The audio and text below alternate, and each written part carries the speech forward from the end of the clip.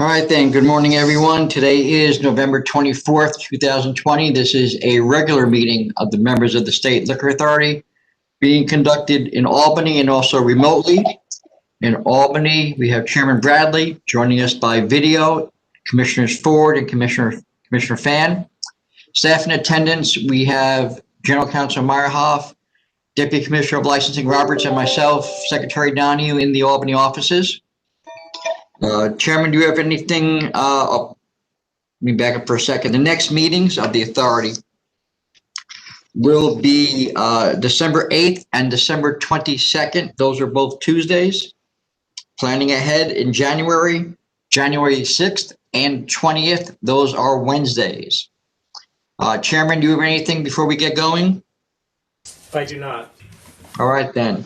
The first item on the calendar is 1629.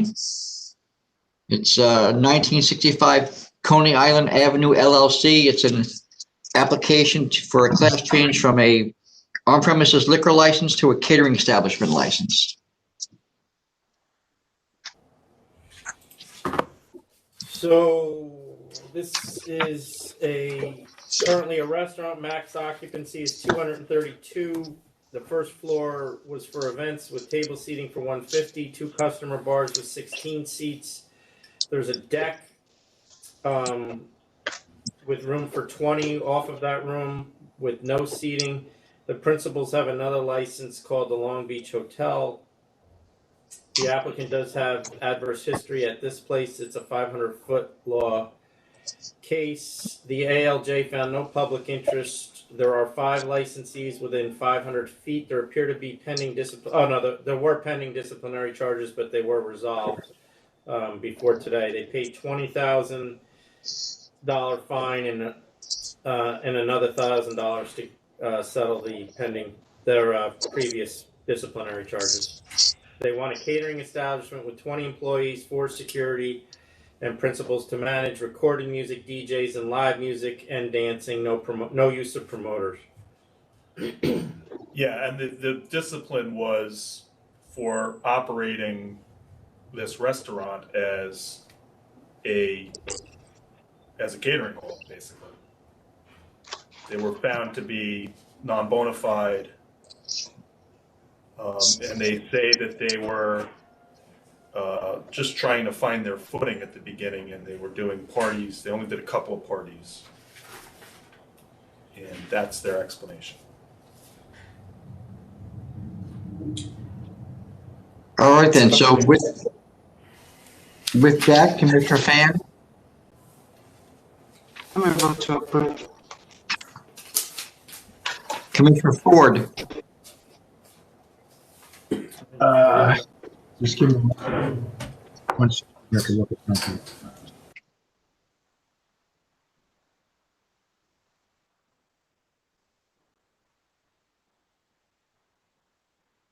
Commissioner Ford? Yeah, I'm sorry. I just need to look at something. I'm going to vote to approve as well. I thought your audio was breaking up, but it wasn't. Chairman Bradley? I would vote to deny because of the adverse history. They were non-bona fide. They recently they haven't been licensed that long, and when they were non-bona fide, it appeared they rented the place out, didn't provide the food. I have no faith that they're going to operate this as a true catering establishment, and it's in a very tough area for our enforcement on the nautical mile in Freeport, New York. So I vote to deny. All right, the next item is 1630. It's MET Wine and Liquor Corp. This is a application to move a package store. So this is a package store moving approximately 0.2 miles or 1,056 feet from the current premise.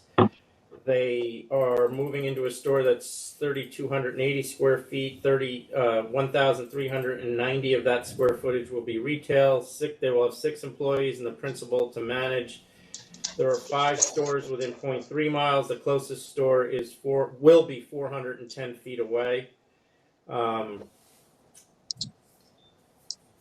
And there are 3 protests. All of this will be non-bulletproof, and all of the closest stores are also not bulletproof.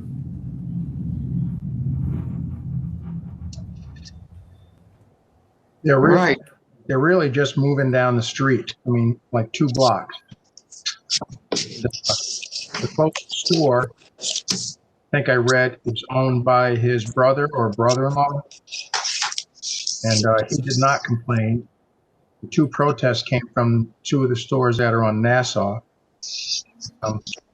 All the stores remain the same. Nothing changes. Is that correct, Mr. Roberts? That is correct. The 4 closest remain the same. Yes. Everything remains the same. So from the closest store, I think he's about maybe 200 yards to the north, and then he's going to be maybe about 100 yards to the south.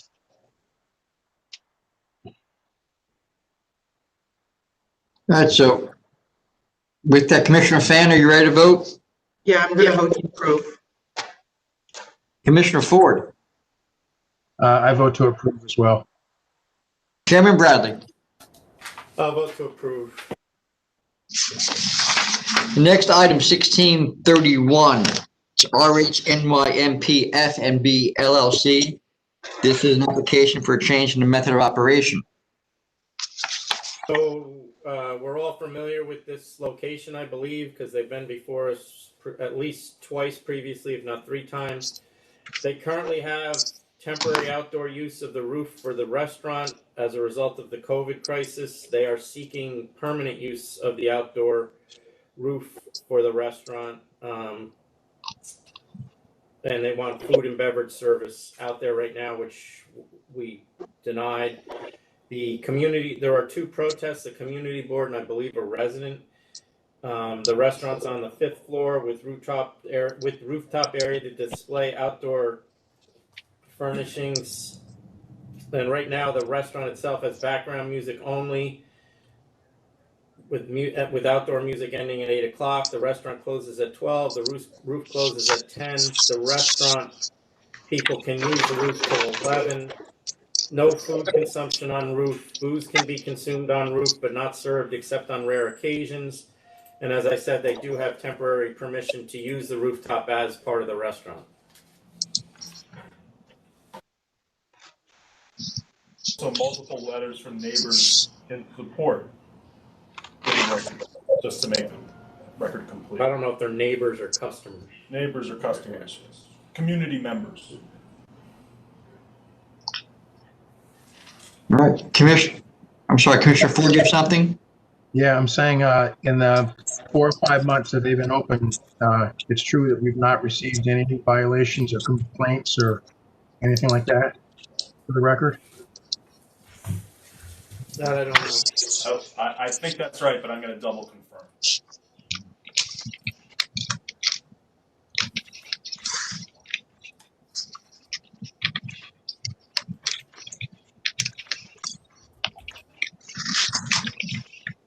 How long have they been open up there? 2 years. No, I mean, No. the roof Temporary. probably July, probably. Yeah. That's correct. I mean, since we authorized the use of the temporary temporary use of the roof, we haven't received any complaints.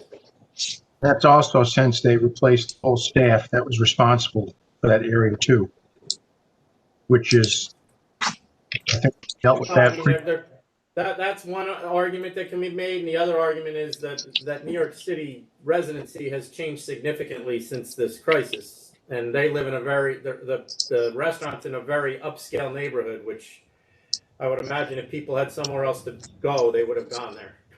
Yeah.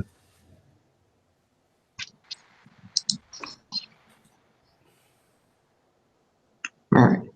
These other, let me just ask just a question here. The other areas that have rooftops there, Soho House, Catch, STK, Standard Hotel, Vanderbilt, they're all right in the same vicinity, right? One's on 9th Avenue, see? 3 are on 9th Ave. Yes, they're all in the vicinity and have all been there previous to this one. Which is really what the community board's argument is, that just because they applied and somebody else got one, we should keep giving them out.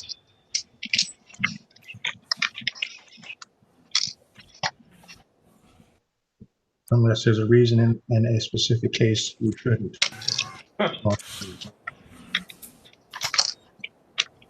Right then, are we ready to vote? Yeah. All right then. Commissioner Fan, I'm going to vote to approve with the following conditions. Across the board, close at midnight.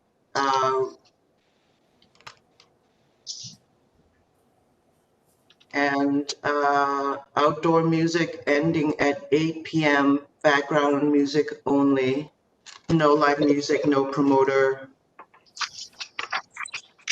so Commissioner Fan, you're proposing to increase the time they can use the rooftop? The restaurant closes at midnight. No, That's who I am. no. The rooftop area though. Isn't the restaurant the rooftop area? Given hours on the, No, there's a restaurant and then there's a rooftop area. It's in conjunction with. If you're a patron of the restaurant, so the rooftop area closes right now at 10 p.m. Unless you're a patron of the restaurant, and then you can go out there until 11 p.m. 11, right. I actually think they're all in the same, Tom. I mean, the space is not really clearly that defined. I'm just going to say midnight across the board.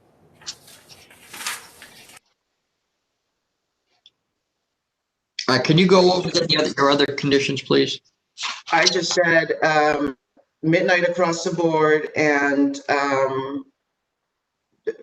background music only and outdoor music stopping at 8.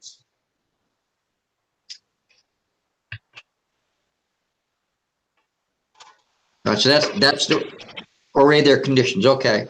So Commissioner Ford? I would go with that as well, but right now, when they have to close at 10, by EO. yeah, there's a curfew. Right. All right. I mean, So you're licensing them though. So- right, we're licensing as a permanent. Obviously, they'd have to adhere to anything short term or while the governor's executive order is in place.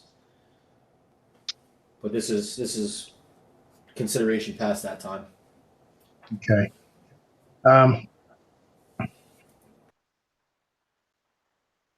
I'll go along with the same conditions as Commissioner Fan. All right, Chairman Bradley?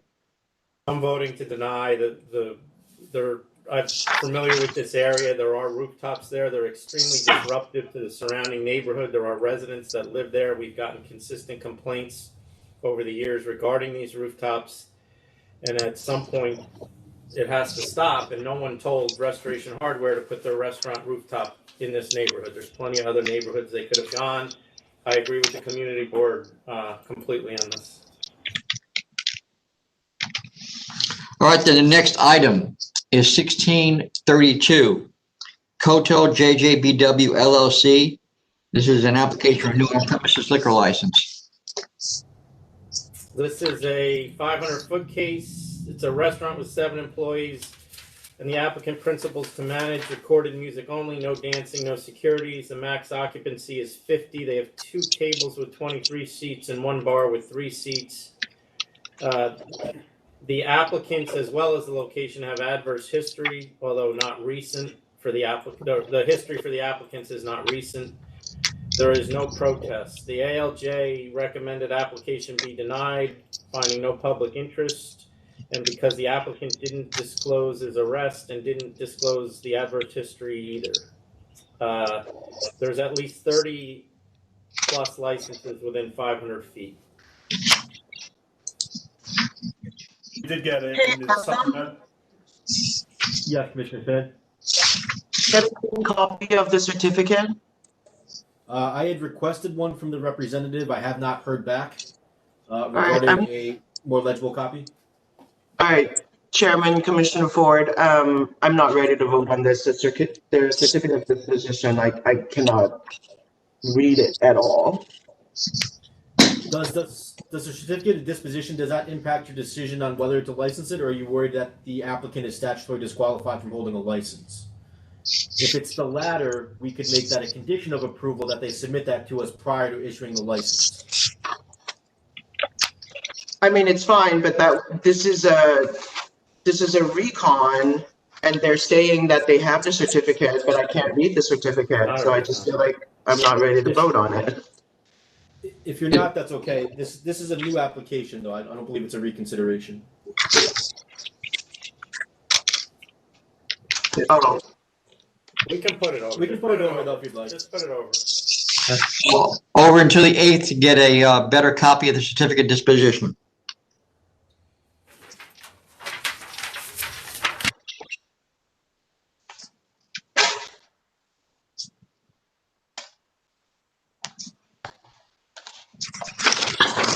All right, then the next item, 1633, Zacky's Wine and Liquor Store. This is another package store removal application. So this is a liquor store moving 11 miles to locate its store adjacent to the warehouse that they currently have licensed. A large portion of this business, of this liquor store, which is a long-time liquor store, is auction sales as well as internet sales. The majority of their product that they sell is high-end wines. There are 4 protests. There are 6 stores within 1.2 miles. The closest, there are 4 stores within 0.8 miles. The closest is within 0.4 miles. The town of Port Chester, where this place is moving, has supported the addition of this store. It will create what the opposition deems a super wine store, because it will be connected to an extremely large warehouse, which they already do have a license for. So really, it's just moving the store closer to the warehouse. The new store will actually be less retail square feet than the current store. The current store is 4,000 square feet. The new store will be 2,876 square feet, although the total size of the store will be approximately the same.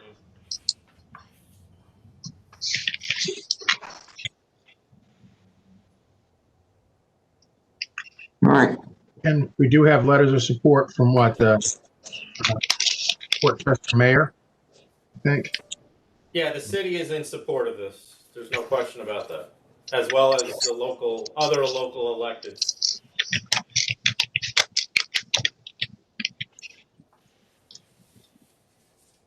all right then, Commissioner Fan, are you ready to vote?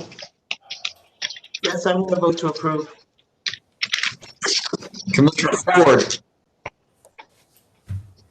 I'm going to vote as well based on the support of local officials. Chairman Bradley, I'm going to vote to deny because I don't see any public interest in doing this. I think that there's interest in the store doing this. I think that it's certainly more convenient to them. I don't see how this adds to the public interest, so I'm voting to deny. all right then, next item, 1634, El Salvador Restaurant de Marina, Inc. This is a $10,000 conditional contest offer. This license has been summarily suspended since August 23rd.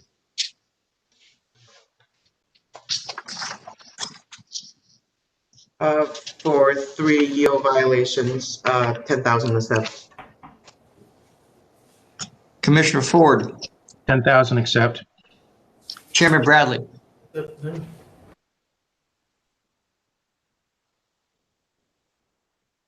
All right, I'll accept.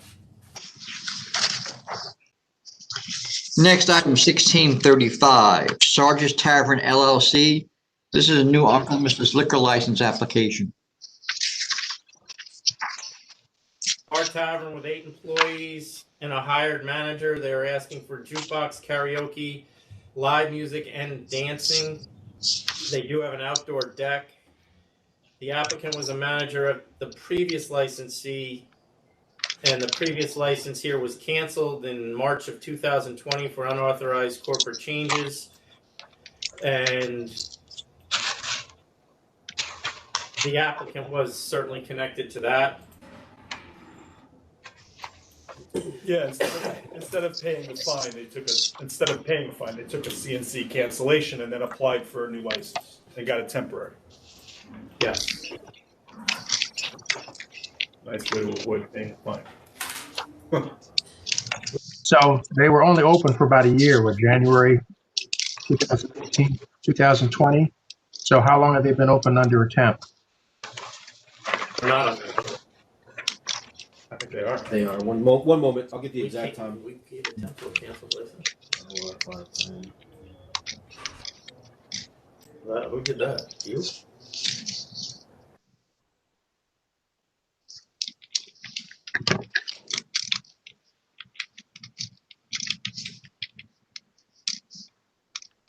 I'm gonna get. So they originally had applied for one back in February. So the initial 90-day period was from February of this year till May, and they've been operating on one since.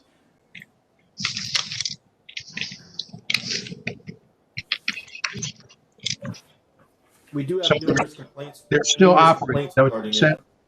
Yes, they are still open and operating. We do have numerous complaints about the premises, nothing adjudicated. What are the complaints regarding? Mostly, There's some significant noise, background noise. I'm not sure. Somebody's got papers near a microphone or something. That might be me. I was trying to take care of an email, so I apologize for that. the complaints are surrounding EO violations, patron congregation not wearing masks, employees not wearing masks, dancing, overcrowding, things of that nature. So all things related to current EO violations. We haven't, And they're all unadjudicated again, well, uncharged, right? uncharged and adjudicated. Okay. Just complaints at this point.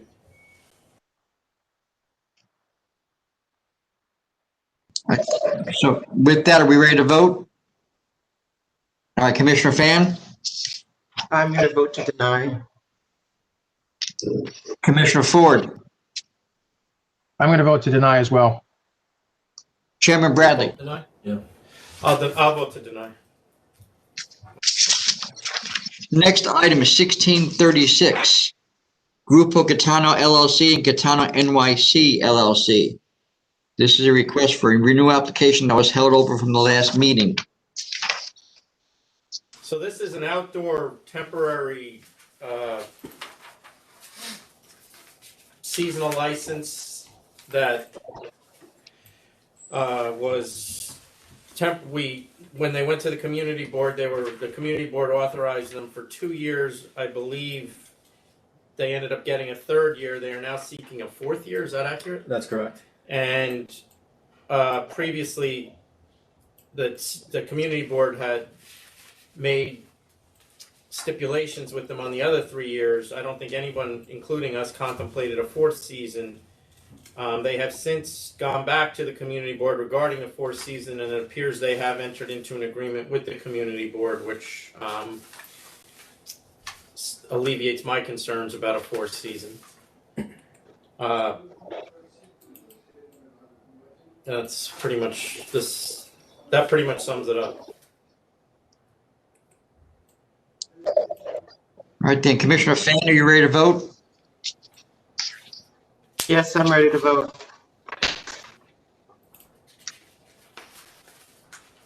I'm going to vote to approve with the following conditions. No live music, background music only, no DJs, no promoters, security guards and managers as needed.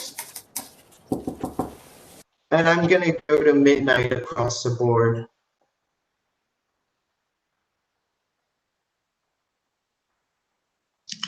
All right, Commissioner Ford. Is any of that different from what they're operating under now? I think they're not operating now because it's summer. I mean, than they have been, than they were. I mean, I don't know what hours they got last time, honestly. I don't remember. I think it was 1 a.m. before, but don't quote me on that. I don't remember. So I think the only thing that you've changed, Commissioner Fan, is that you're giving them 12 a.m. across the board, where the community board said 10 a.m. to 11, Sunday to Wednesday. Everything else is consistent with the community board? Yes. Yes. Okay. so the community board gave them, what, 11, Sunday through Thursday? Sunday Sunday through to Wednesday. Sunday through Wednesday. And then they gave them midnight on the long weekends on the Sunday. Just, I just thought it's easier if you just call it midnight and then everybody is on the same. So can we just do it this way and stick with the hours you said, and otherwise all of the other community board stipulations are in force? Yes, of course. Okay, I'll agree to that as well. so I'll vote for that, Tom. Okay. Next item, 1637, 1291 First Avenue Wine and Liquors, Inc. This is a matter that went to hearing.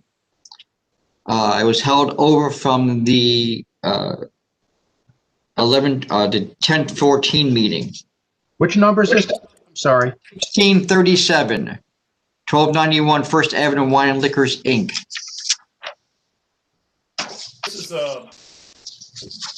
This is a hearing decision by an ALJ. There were 17 charges. 3 of the charges were sustained and 14 were dismissed.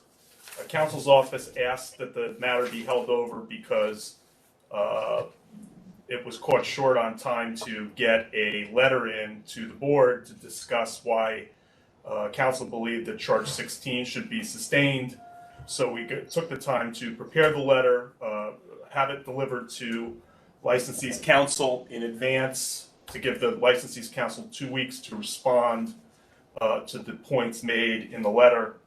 That all happened. Licensee was a little late, but the letter has been provided to the members responding to counsel's letter. I would note that a couple things about the letter that the licensee has put in. It does not respond on the merits in any detail to any of the points made about the record and why the availing charge was supported, other than to say that they believe that the ALJ should be followed. The letter also goes on at length about, actually in an accusatory way, all on the basis of what I believe is a misimpression or misrepresentation that we were advocating for a particular penalty in that letter. I don't believe our letter says anything about a penalty. It's up to the board to decide what the penalty is. But I think what's on the record for the board to consider is what charges to sustain, and then obviously what penalty to impose for whatever charges are sustained.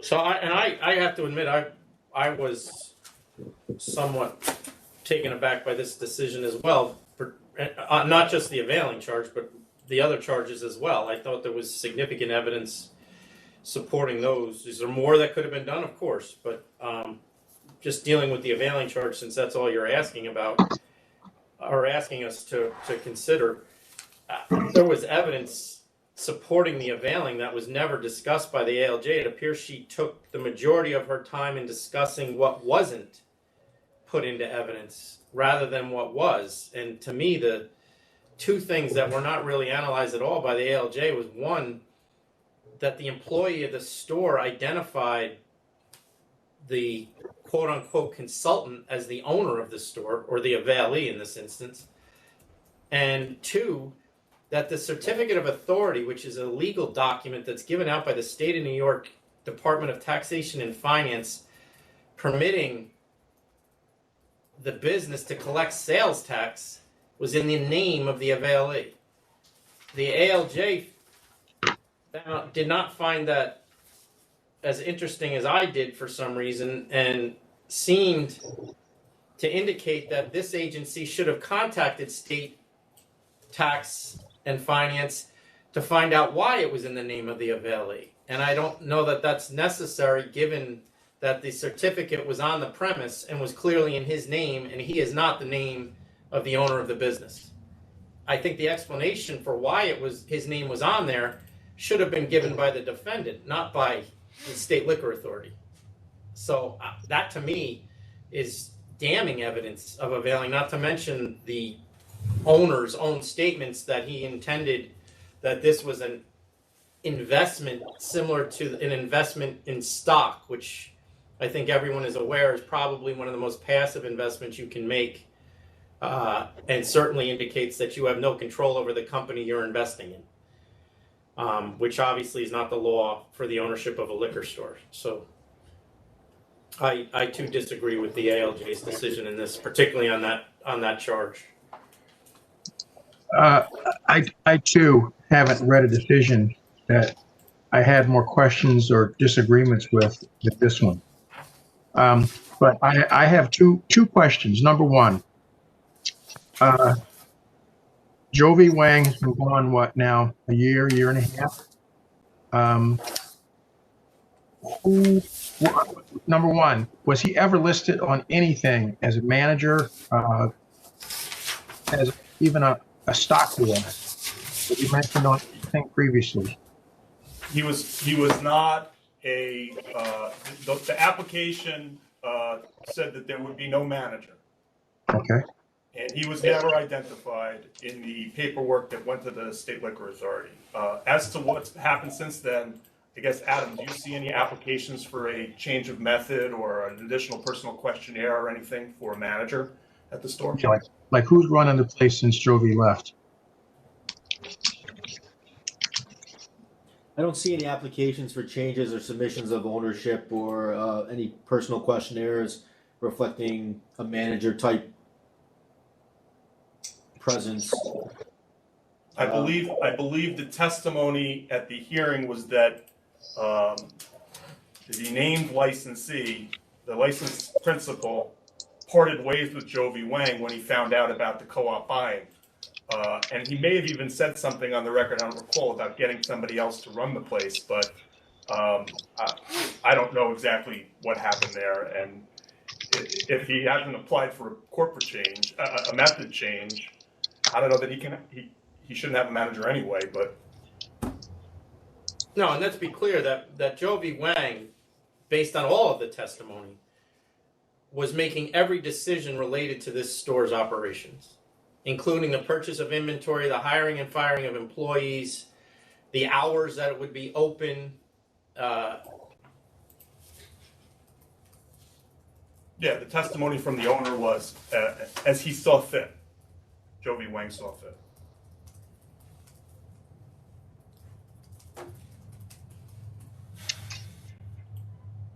So What are we voting on? So let me suggest that we first vote on what charges you're going to sustain, and then you can proceed to the penalty. So with respect to the charges, I said the ALJ sustained charges 1, 2, and 3. So I would ask whether you're sustaining those and any other charges you are voting to sustain. I'm going to sustain 1, 2, 3, and 16. Commissioner Ford, I questioned some of the other ones, but I will go with 1, 2, and 3, and 16 sustained as well.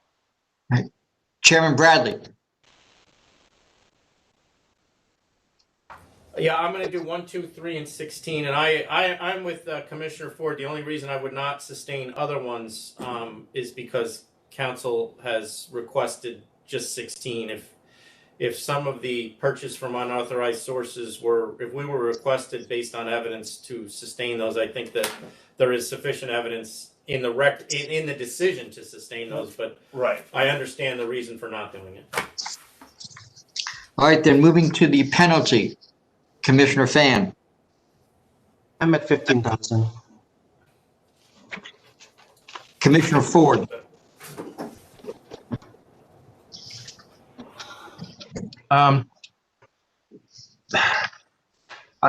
Can we do 15,000 plus the demand that we get some type of questionnaire or explanation or whatever about who is running the store right now, because it's obviously not the doctor. Can we do that? We can do whatever you want, but I mean, I think the way to solve that problem is to send enforcement out.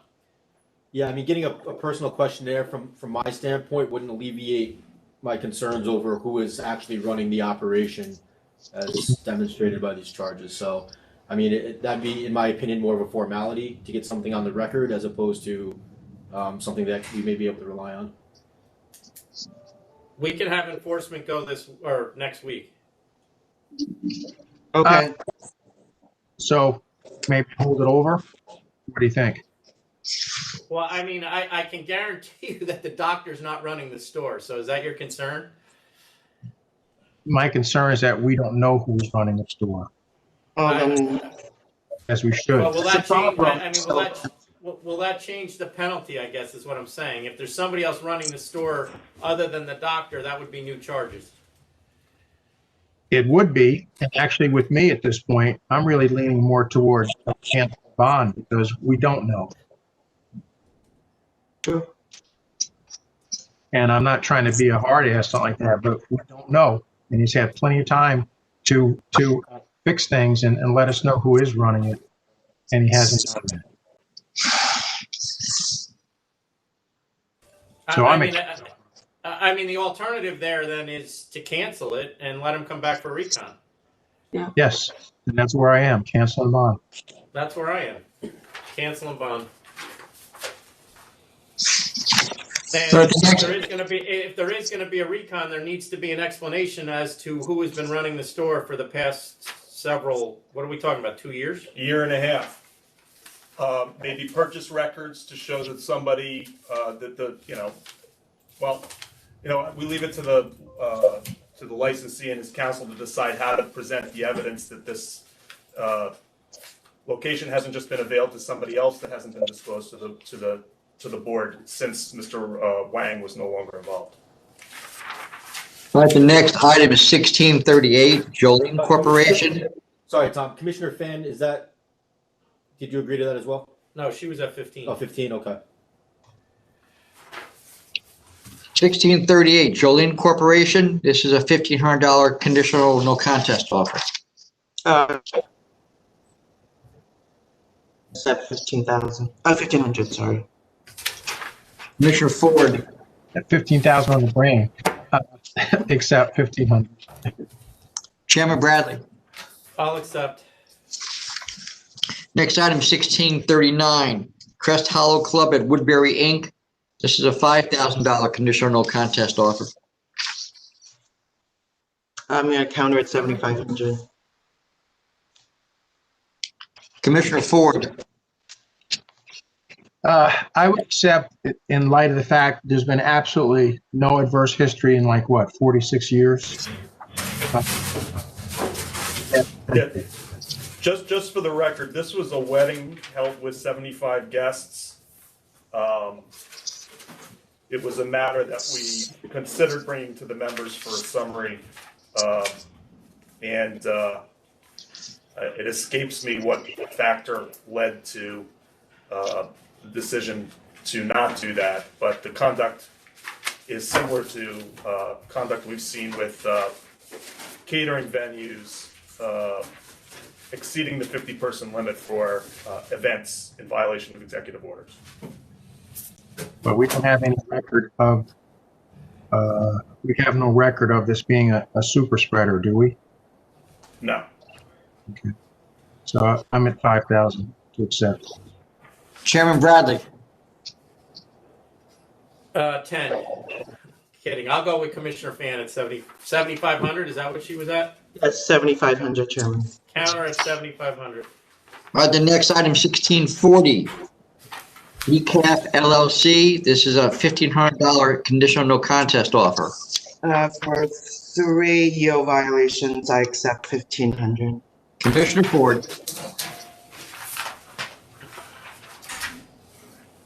1,500 accept. Chairman Bradley. Accept. Next item, 1641, AHMN Inc. This is a default on a pleading. The license was surrendered on October 1st. I'm at cancel and bond. Commissioner Ford, This is 1641, correct? yes, sir.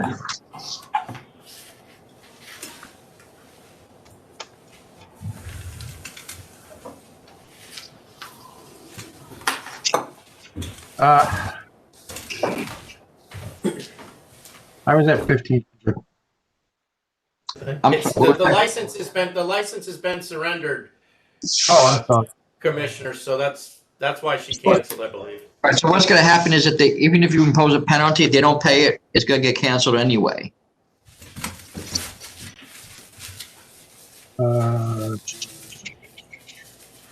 Where, Did you get a license back after you surrendered it? No. It's a reapply. Huh? It's a reapply. what did He you can't say? get his, he can't Oh, get his was- license back anyway. Got it. I'm sorry. Reapply. It's right there in front of me. I missed it. Cancel and bond. Chairman Bradley, Cancel and bond. next item 1642, Charisma Lounge Corp. This is another default at pleading.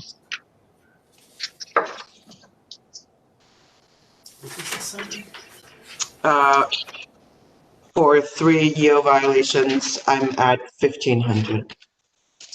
Commissioner Ford, 1,500. Chairman Bradley, 1,500. next item 1643, Abby's Bar Corp. This is a $15,000 conditional no contest offer. Yeah, just for the record, we have a CNC letter from this licensee. It is a substantial offer, so, and that is the offer that's presented. The CNC letter says that there is no second bar in the basement, that a small section of the bar upstairs had been cut off and was just stored in the basement. We actually have pictures of what it looked like in the basement that perhaps the licensee or its representative did not know that we had, which we've shared with the members, which show a second bar in the basement with somebody standing behind it and tables set up, etc. So with a refrigerator on top of it. I mean, the letter written by the attorney, either he didn't do his job and was lied to by his clients, or it's completely disingenuous and he's lying to us. But notwithstanding that, it's still a substantial offer of $15,000 for a one incident event. So that's the offer that's before the board. I mean, they're clearly serving from that bar. I mean, I think everybody that comes to us with an enforcement action should assume that we now have pictures of what we saw, because we do. All right, with that, Commissioner Fan, I am going to accept 15,000. Commissioner Ford, I will accept as well. 15,000. Chairman Bradley. I'll accept. Next item is 1644, Restaurant Mabella Inc. This is a $1,500 conditional no contest offer. For 2 EO violations, I accept 1,500. Commissioner Ford, 1,500 accept. Chairman Bradley. Accept. Next item is 1645, Bethpage Wine and Liquor Inc. This is a application for a new package store license.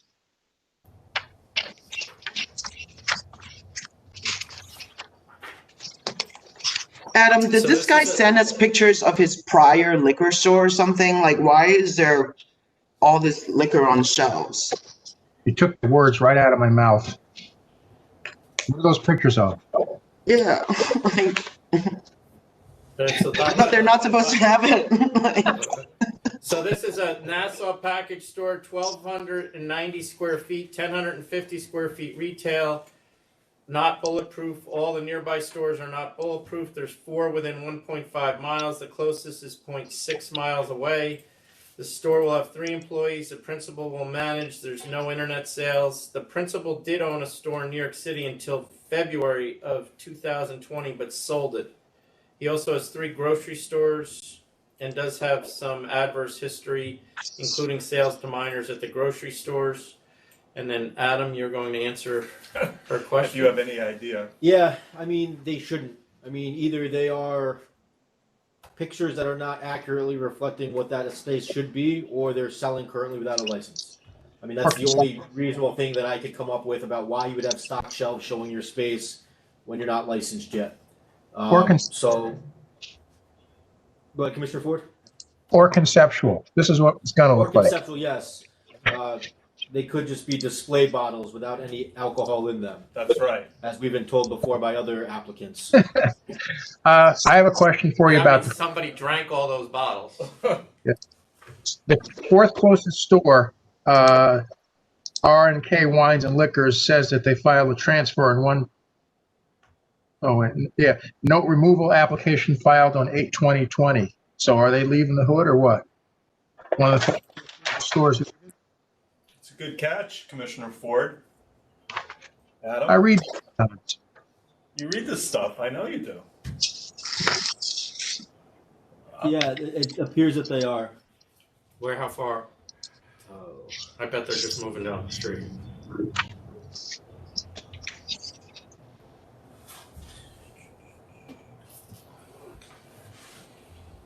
I gotta see those pictures. I didn't notice that.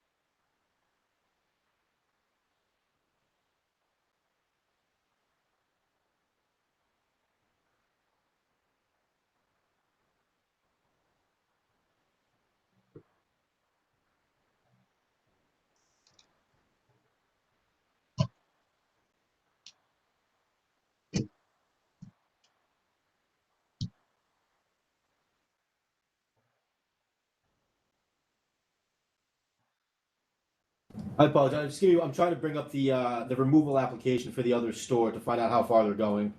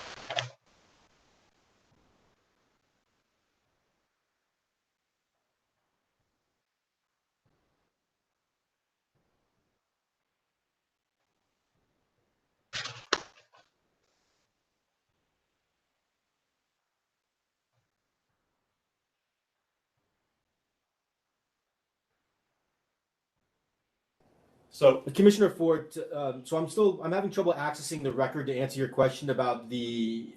It does look like there is removal. I'm having trouble accessing the removal application to indicate how far it's moving to. You know, Okay. whether it's down the street or somewhere else. If we could put this matter over, I can do some more research into it at one of our breaks or Yeah. at the end of the meeting. And just before we do that, there are 6 protests, and there is strong opposition that says there's 7 stores within 2 miles. Okay. So if the removal impacts your decision, we can do that. Now, we'll recall it after we take a break at some point. Okay. This store is one of the protests too. First one on the list. So maybe they're not that far. So yeah, thank you. Get back to it. So we'll put this aside for the time being. The next item, 1646, 722 Mulligan's Restaurant, Inc. This is an application to change the method of operation. So this is a bar tavern with 10 to 12 employees, 2 security guards, 2 principals to manage. Karaoke is allowed, live recorded DJ music also. When we granted this license in July of 2019, we specifically indicated no dancing. They now want dancing.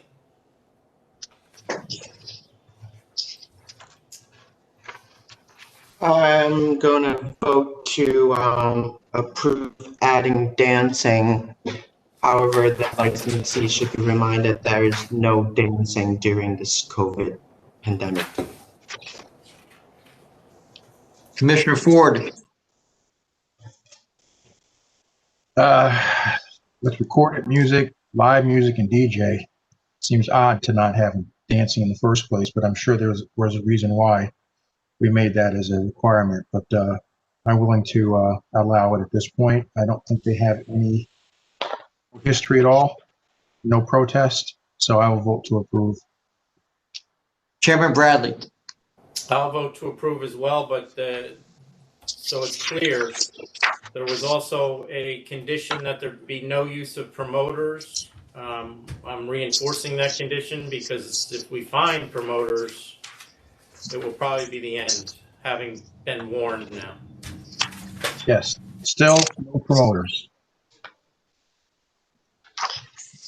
all right, the next item, 1647, Stars Ultra Seafood Inc. This is a application for a new on-premises liquor license. This is a restaurant with hours from 3 p.m. to 2 a.m. with live music and dancing from 9 a.m. to 1 a.m. The principal to manage with a hired manager as well. 6 employees, 3 security guards. The max occupancy is 176. There's 15 tables with 76 seats, 9 seats at the bar. The previous license was canceled because of adverse history, including disorderly premises, non-bona fide, and things of that nature. And the license prior to the last license was revoked by this board in March of 2011. The principal who is applying was the manager at the previous license premise that was canceled. And he has what appears to be the same method of operation as the previous licensee. This place has been bad. This location, I should say. Yeah, I would also point out that it just seems odd to me that in the first incarnation that led to the revocation, there was a gentleman named Rodney Boone, I think it is. And then in the second incarnation, Rodney Bonner, and the current applicant is Rodney B. Spencer. And I'm wondering if that's all the same person. But we do have records that show that this applicant was the manager in the prior incarnation, which led to a cancellation. All right, with that, Commissioner Fan, are you ready to vote? Yes, I'm going to vote to deny with call. Commissioner Ford,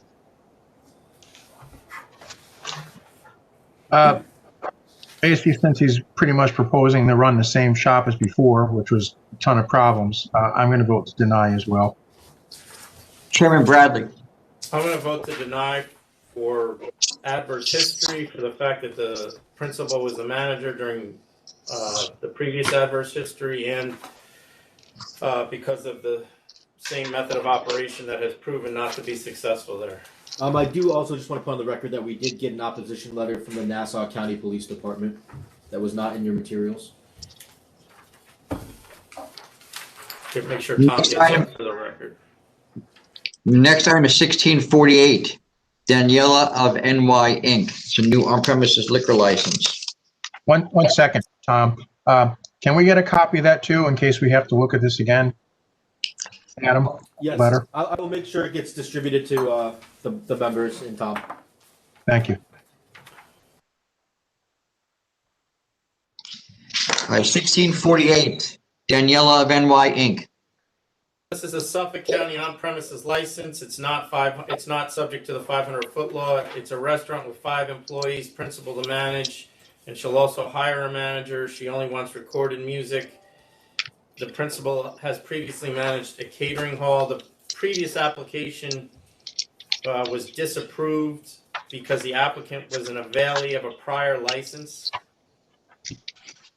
This applicant has the same last name as the previous applicant. I don't know whether there is a relation or not. It's not really indicated. There is money loan.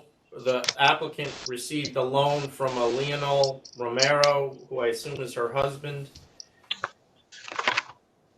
And the place is currently open without So it might be the father. without alcohol. Could be her father too, right? The prior Romeros there was a Rosa Elvira Alvarez Romero at El Paraíso, which was the prior licensee. And she was the sister of the former owner. So I think it may just be a coincidence that they have the same last name, but we don't have any evidence, do we, that they're related? Through a public record search, it looks like at one point, our applicant principal and Leon Romero shared a premises same address with the previous availees of the current former license. So the applicants on El Parizo, Rosa, and Sergio Romero look to have some relationship with the applicant principal and the lender of the money, Lionel Romero. What that relationship is, we're not completely sure, but there does appear to be a relationship. And I didn't mention that there is a significant adverse history with the previous licensee. Do we know the extent that the applicant had with the previous place that was canceled? Was she managing? Do we have any idea how involved she was? The only relationship that we can identify is that the funding for this project is coming from Lionel Romero, who may have a connection to the previous people who availed the license before at this location. Other than that, we have no indication that our current applicant has any relationship or connection to the prior licensee. Or that she ever worked there. Or that she ever worked there, correct. Okay. They do have experience, it looks like, based on from their PQ in some operations at a catering facility. Yes, she does. Okay. That's enough for me. Commissioner Fan, are you ready to vote? Yes, I'm going to vote to approve with the following conditions. Background music only, no promoter, managers needed, no security guard, no DJ, no live music, midnight across the board. Commissioner Ford, To give him a chance, give her a chance as well too. So I'm going to vote to approve on the conditions Commissioner Fan just stated. Chairman Bradley, I'm going to vote to deny. There's just, in my mind, too many questions. next item, 1649, Glass Ceiling Events LLC. I would note that we received an inquiry from someone who was not listed as being in opposition on the memo, so the person did not get noticed. They probably should have gotten notice of this, and they're asking for some time to submit some opposition. We also received yesterday some other material, both in support and opposition, which was after the supplemental deadline. So I am suggesting that this matter be held over to the next meeting. Okay. 12-8. You good with that, Commissioner Ford? Yes. Chairman Bradley? Yes. And next item, 1650, 19 Dough Balls, Inc. This is a new on-premises liquor license application. Hey, Tom, can I have 2 minutes? Sure thing.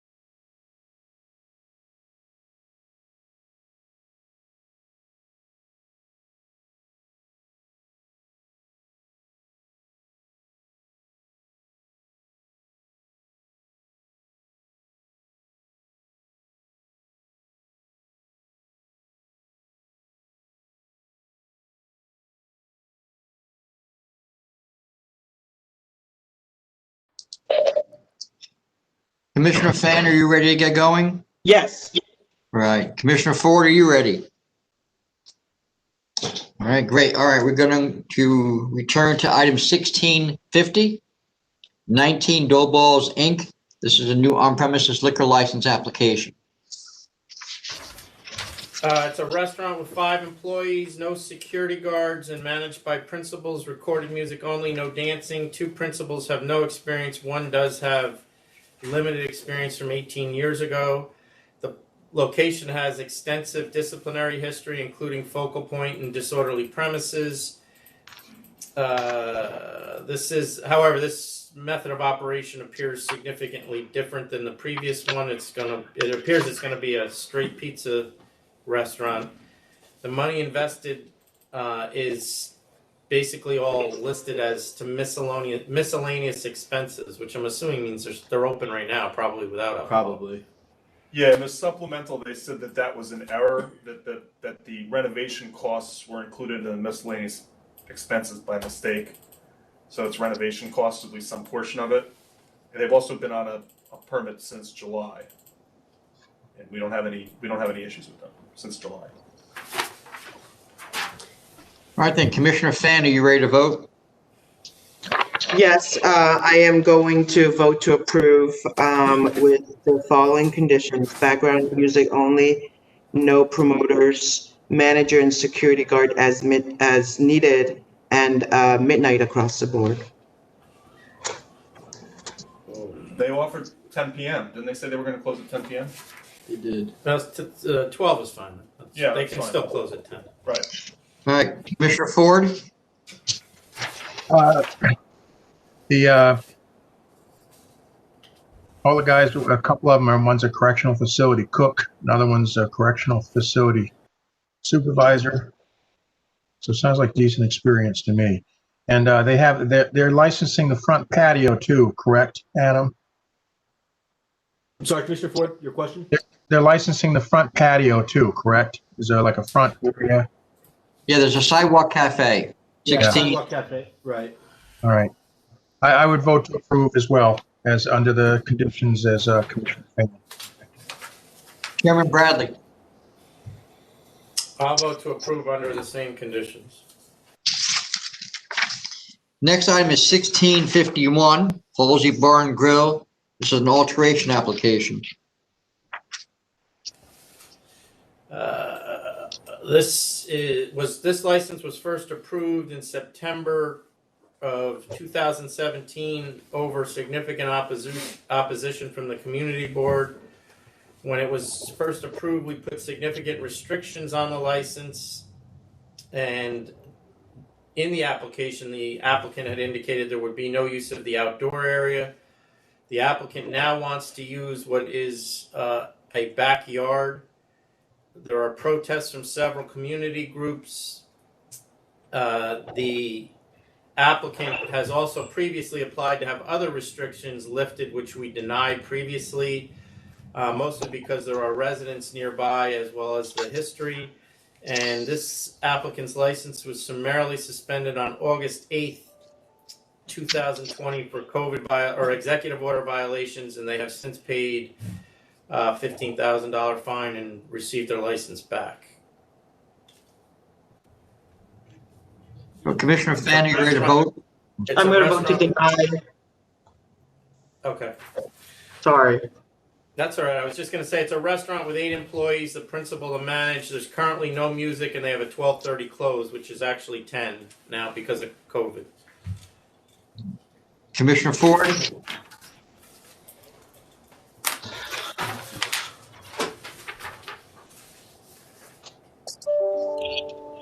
I'm going to vote to deny, just looking at the place. The backyard, there's a reason why we didn't approve the backyard. There's homes right over it. So I vote to deny.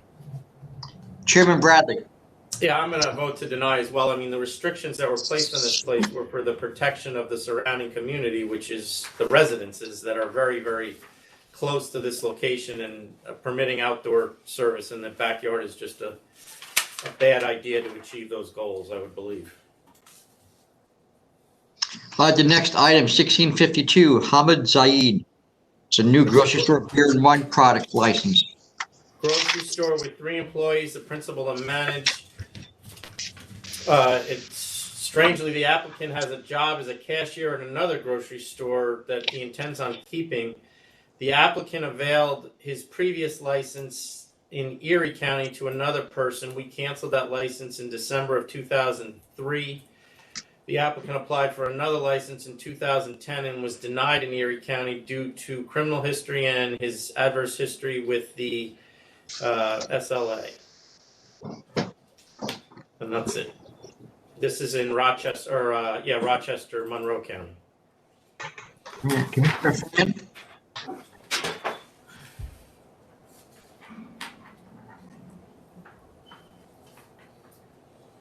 I didn't get that, Commissioner Fan. Oh, sorry, I haven't said anything. This is gonna be my what the hell vote of the day, Commissioner Ford. I've actually started noting that on my pad, so I'm gonna vote to approve. Commissioner Ford? So his previous history, adverse history dates back to 2003, is that correct? Yes. He sold some painkillers apparently from his own stash. I don't think he has That's what it had a says in the- license though either, has he? No, I think he has a misdemeanor conviction for criminal possession based on a sale of pills, and he also was involved in a sale to minor in 2013 when I guess he was a cashier, right? Right, but I mean, as far as adverse history with us, he hasn't been licensed. He hasn't been licensed since 2003. Right, okay. Okay.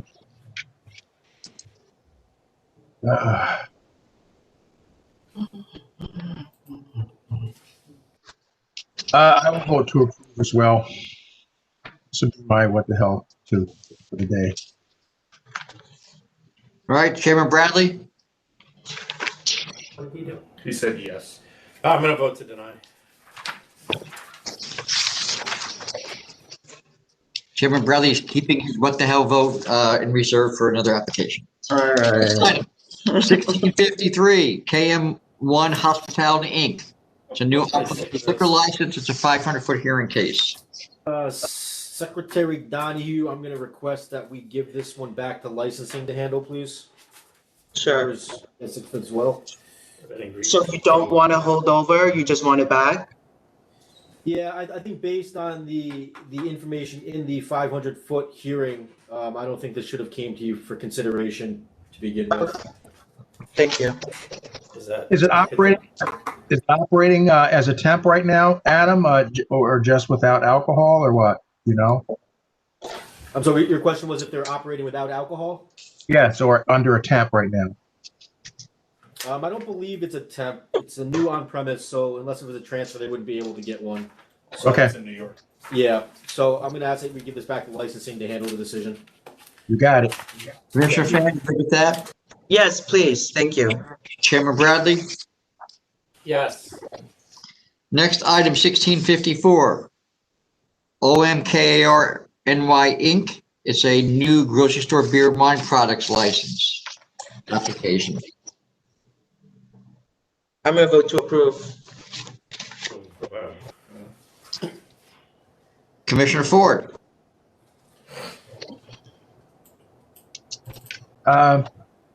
I just had a couple of questions about some relationships here that I'm not clear about, so I'm going to vote to deny. Chairman Bradley?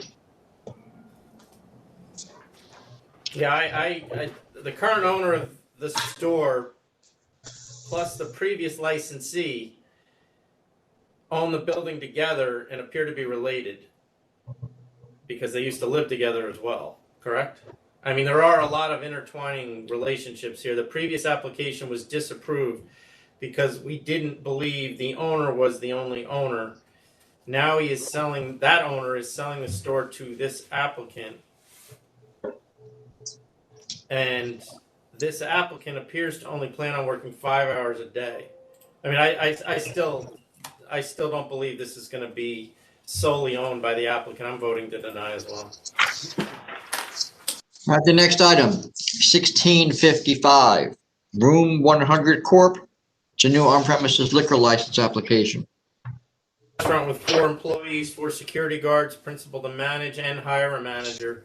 They will have recorded live music, DJ, karaoke, dancing. The principal has no experience. There's a max occupancy of 56 for 20 tables and 1 bar. We canceled the previous license here in December of 2018 for Focal Point, among other things. There's a very large adverse history. This is the same method of operation as the previous licensee. The applicant will manage this premises, but also will continue with their present employment. The hours are going to be 4 to 4 Monday through Friday, and 1 p.m. to 4 a.m. Saturday and Sunday, or Friday night, Saturday night. The chef apparently is going to leave at 12 a.m. Every night. And that was my concern, that the hours don't match for the And chef. we also filed this as a restaurant. With And all it's that method of not a operation. restaurant. Yeah, this isn't a restaurant. I like I'm gonna vote to deny. When I go out to dinner. All right, Commissioner Fan, you voted to deny. Commissioner Yes. Ford? Do we get any community board response? It's not 500 foot, so no, I don't know if they ever talked to him or not.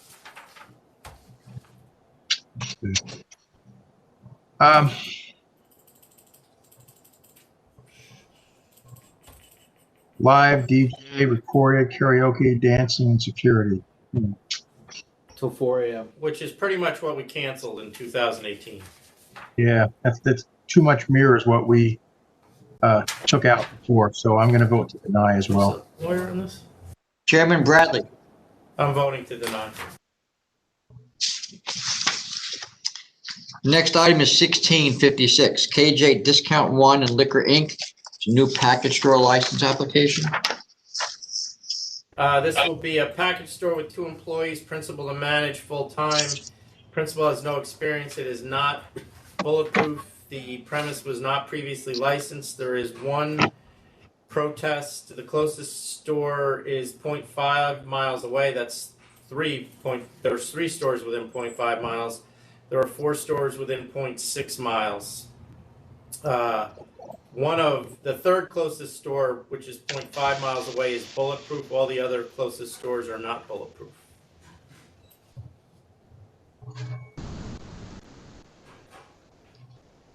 Commissioner Fan? I'm going to vote to deny. I'm painstakingly aware that Brooklyn's population is declining, and I don't see public convenience to add another store. Commissioner Ford? Give me just a second here.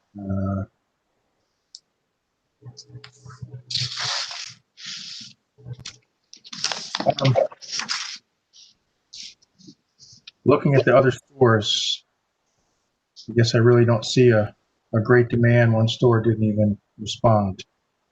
So I'm not sure I'm convinced that there's a public advantage and need as well. So I'm going to vote to deny. Chairman Bradley?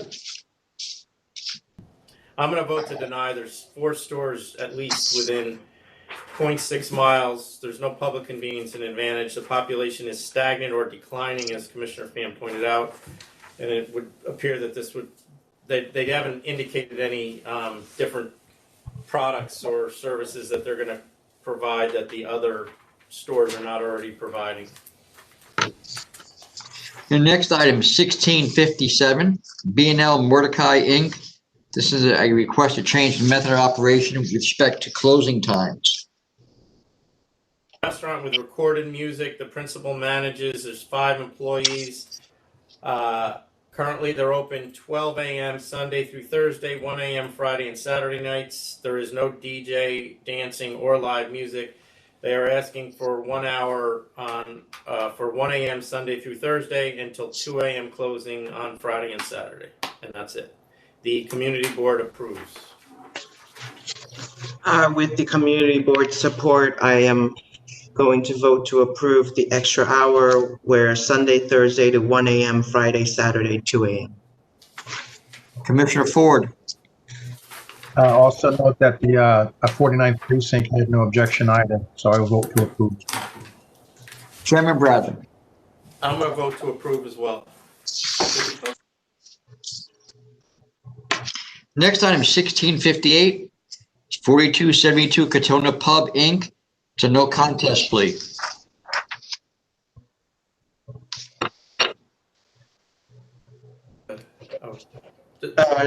Gary?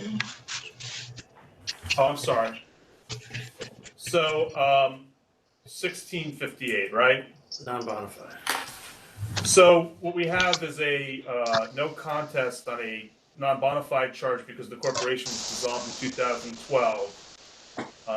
The submissions, the representative claims that the taxes, is non-payment of taxes that caused the corporation to be dissolved. The taxes have been repaid, and they are, quote, waiting for the corporation to be reactivated, end quote. The problem is we don't know when that's going to happen, and we don't have any record evidence that they actually applied to have the corporation reinstated or whether they have any information as to if it can be reinstated. And while they're actually operating out there without a corporate entity existence, I don't know that the members can just give them a fine and return the license to an entity that is still dissolved. So the options, I believe, are to cancel the license or give the licensee some time to explain where they are in the process and maybe give the board a little more information to decide whether they can wait or whether they have to, in enforcing the law, cancel the license. We can hold it over. You want to hold this over to 12/2, so we have like maybe almost a month to wait? Is that fair? You could definitely do that. Yeah, or sooner. Okay, so yeah, I'll go to hold this over to 12/22. Commissioner Ford, That's fine with me. Chairman Bradley. What'd you say, 12/22 it is? Yes. All right, I can't even believe we're talking about 12/22. hold on just for a second. We seem to have lost Albany. They hit the wrong button.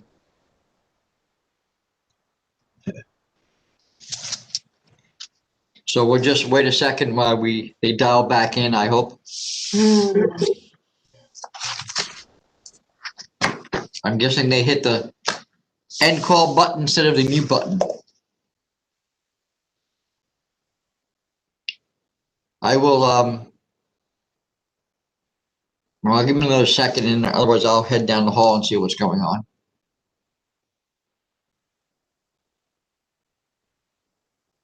This is why I'm not getting an Emmy, okay? All right, as I told it, yeah. There's technical glitches. My, these little things just ruining my chances here.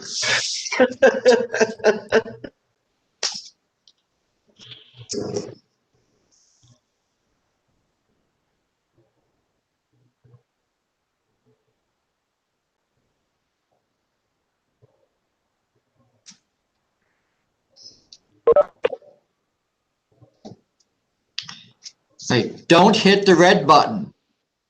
Oh yeah, sorry about that. I think we're back on, huh? Can you turn your volume is down a little bit. Try again. Can you hear us? Can you hear me now? Can you hear me now? Yeah, it's very. It's not that loud. Yeah, can you turn up your volume and see what happens? One moment.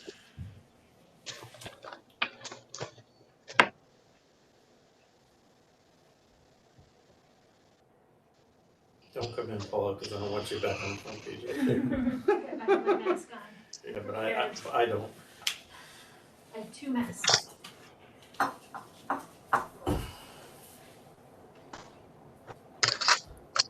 think, Tom, you still having trouble hearing us? It's a little, your volume is down from before, but let's go and see what happens. It's hook up again. All right, so How do we increase our volume and not him? I don't know. All right, you're, all right, just leave it for, like that for now, we'll be fine. We'll just Okay. talk loud. All right, the next item on the calendar is 1659. It's DNC Restaurant Bar and Grill Corp. This is a $1,500 CNC. For 3 yield violations, I'm gonna accept 1,500. Commissioner Ford, Except, Chairman Bradley, I'll accept. yeah, move that camera a little bit. We want to make sure we get the Deputy Commissioner of Licensing, there we go. Thank you. All right, we're back in frame. 1660, Varney's Restaurant, Inc. It's a $1,500 conditional no contest offer. For 2 yield-related violations, given the clean record over 28, 29 years, I'm going to propose we lower this fine from 1,500 to 1,000. Commissioner Ford, I'm good to 1,000. 1,000 as well. Chairman Bradley, 1,000.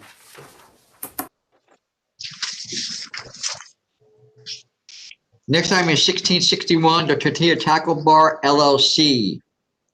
This is a new on license application. It was a 500-foot case. Yeah. All right, this is a 500-foot case. It's a restaurant with 2 employees in my dear old hometown. Principal to manage, no security, recorded music, live music, occasionally no dancing or promoters. There is no protests. Assemblyman Cahill wrote a letter in support of the owners. The previous license here was canceled for Focal Point, but the method of operation was different. There is a patio, which I questioned whether the patio was contiguous. Did you look at the pictures? I didn't even see I it. haven't, but I can. Yeah, this is going to be a tortilla taco bar and a relatively small one at that. And Only- it is open. It is open currently. Yes, It's only got March. capacity like 30 people. Yeah, it's a small space. ALJ concluded that they have met the burden. Do you see the front door versus? Yeah, I mean, it looks like it's a service window. Oh, So, okay. I mean, as All long right. as the food is passing in the alcohol, but people aren't bringing alcohol onto the street and then back into the licensed premises, we're okay. Okay. I didn't see the service window. Yeah. All right, that's it, Tom. Commissioner Fan, I'm gonna vote to, if I'm gonna let the chairman set the boundaries since it's gonna be his local spot. Commissioner Ford, I vote to approve and Chairman take it away. Chairman Bradley, I vote to approve, and I don't have any boundaries. On this I mean, application. I mean, this is that they've asked for live. They've asked for recorded music, which and just live music occasionally. So I guess we'll hold it to acoustic live music, and nobody in Kingston is open till 4 a.m. So they can close as they see fit. Yeah. It's an occasional mariachi band, they said, so that's it. next item, 1662, Himalayan Special, Inc. It's a new on-premises liquor license. This is a restaurant with 6 employees and 2 security guards, both principals to manage. Recorded background music only. The ALJ found no public interest. There are reports one of the applicants availed the previous other licenses, including this previous license. The prior license here was canceled in 2019, and the location has a long history of adverse charges, including Focal Point. The community board in this area has strenuously protested. The NYPD has protested.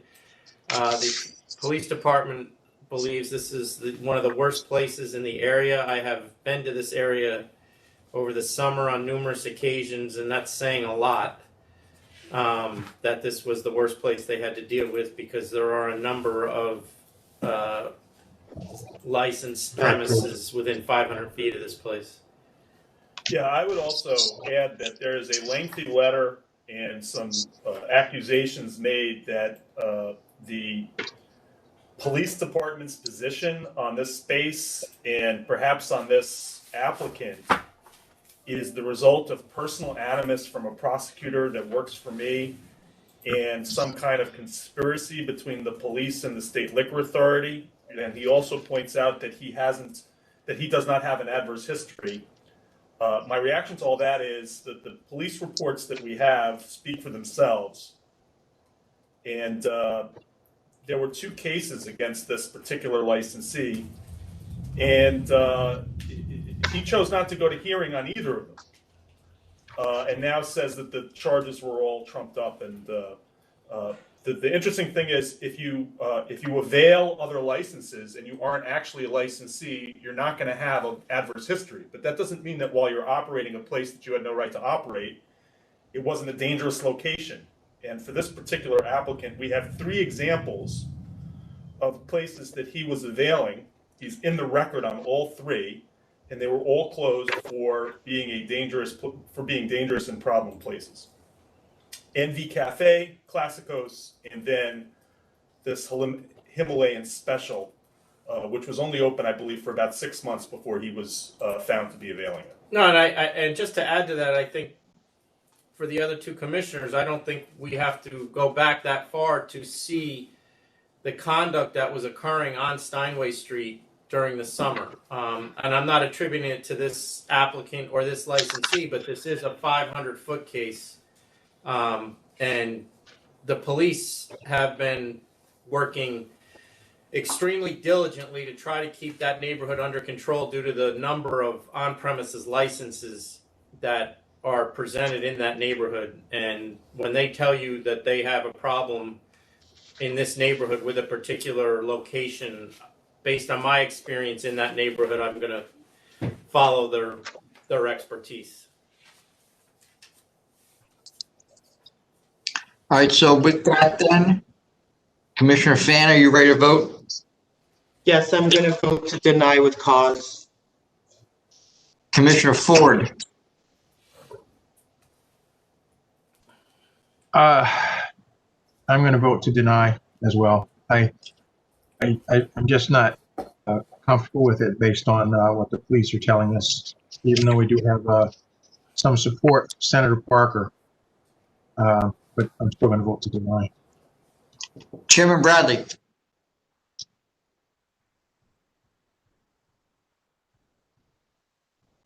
You got the vote you want.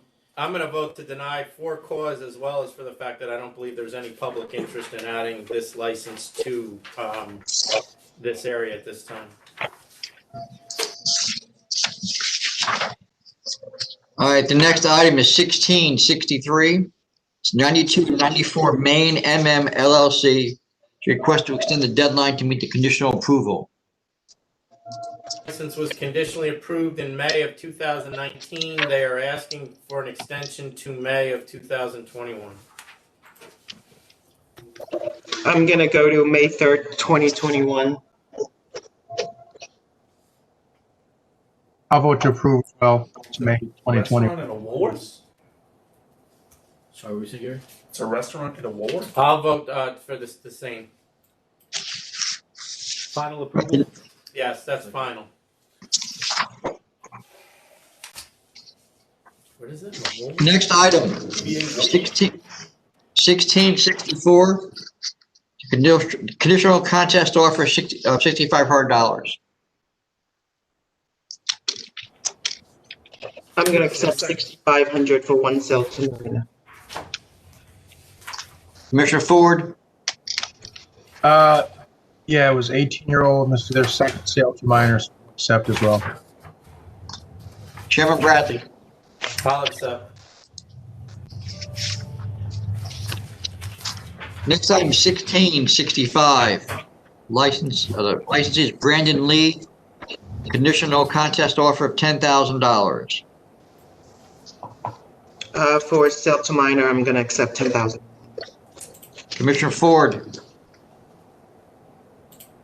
They've got 2 previous health intoxicated person, and this is what the second sale to minor. So I'll accept. it's the second one in 5 years. They have ones before that. Oh, okay. Yeah, this is the 6th sale. in the past 12 years. Chairman Bradley? Yeah, I'm actually wondering, maybe we should refer this out because they're saying this is only their second. It's only, this licensee says this is only prior sale of minor was in 2015. I wonder if it's the same licensee. Sometimes licensees know that we only look back for the board for 5 years, Right. so they draft their language accordingly. Yeah. Know that we Sometimes actually have record. and sometimes they avail. Right. And they say that, and then they don't even know to go whoops. Anyway, we'll take a look at the place, but the offer is still 10,000. All right, Chairman Bradley? I'll accept. Next item, 1666, JP's Inn Inc. It's a $7,500 conditional offer. This was inside service a few days before inside service was permitted, and employees no masks. Significant offense, but we did not suspend because, well, it was close, and they have been in business for a while.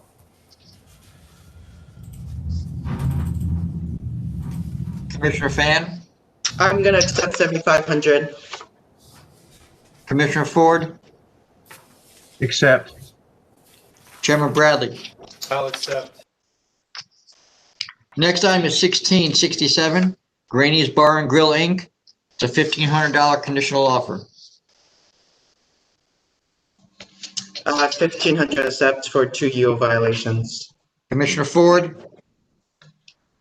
1,500 accept. Chairman Bradley? I'll accept. Next item is 1668, TTBEL Holdings Inc. It's a $2,000 conditional offer. I'm gonna lower this to 1,500. Commissioner Ford? Yeah, I'll go to 1,500 as well. Chairman Bradley?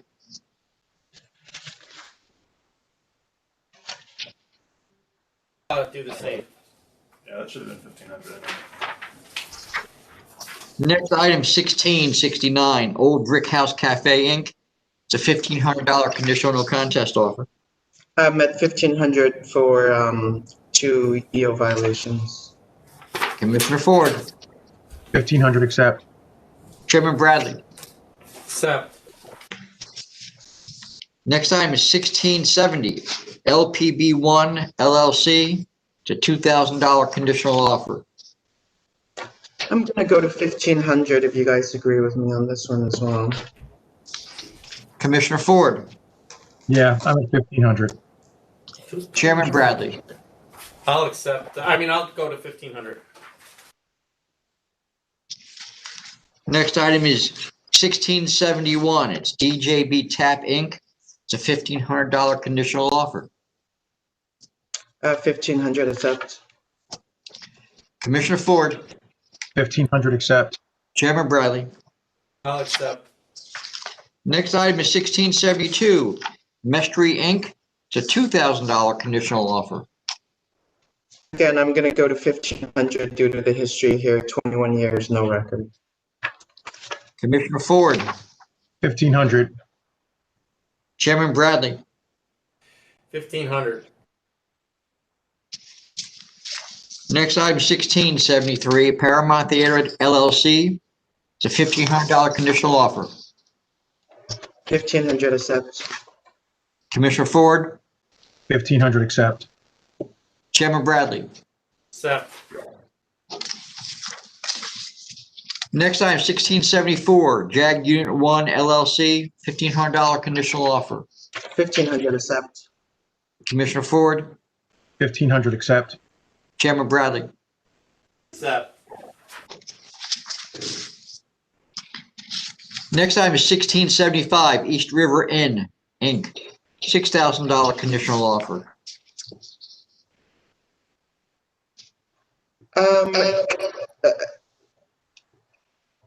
Given the history here and limited adverse history, I will go to 4,500. Commissioner Ford, Uh,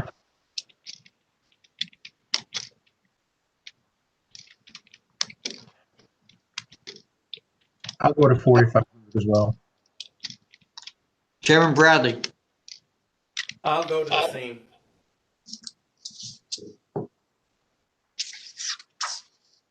the next item, 1676. Matsuwa New York, Inc. It's a $1,500 conditional offer.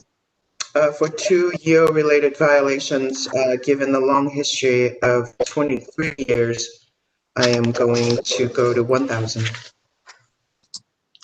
Commissioner Ford, I will go to 1,000 for the same reasons. Chairman Bradley, 1,000. next item, 1677. It's 3-in-1 Deli Grocery, Inc. It's a conditional no contest offer, $30,000 with 12:30 a.m. closing time, recorded background music only, and no use of the backyard. This license was summarily suspended on September 11th, 2020. Chairman, you are recused from this matter. Since the licensee submitted pictures that show that they have taken down the illegal backyard structure, I am willing to accept $30,000 civil penalty, 12:30 close, recorded music only, no backyard use. Commissioner Ford, Yeah, it looks like they've remedied the situation, so I vote to accept as well. next item, 1678. Wolf's Beer Garden, Syracuse, Inc. It's a $4,000 conditional offer.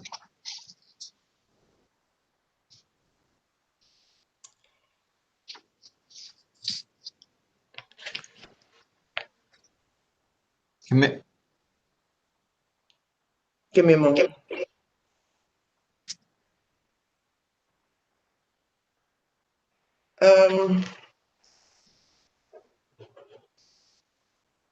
I'll go to 3,000 from 4,000.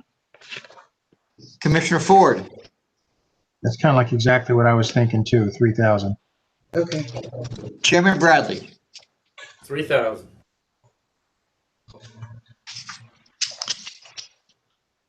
next item, 1679 Super Noriga LLC.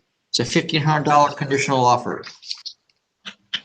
I will accept 1,500 for 3 year-related violations.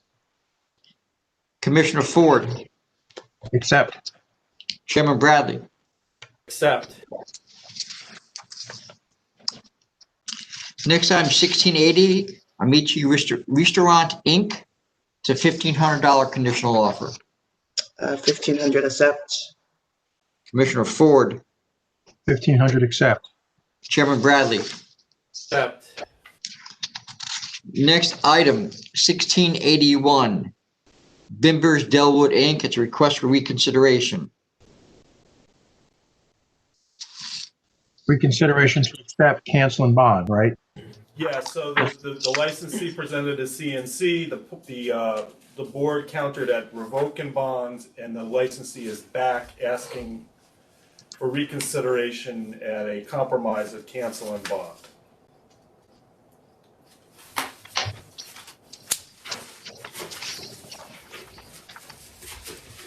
So with that, Commissioner Fan,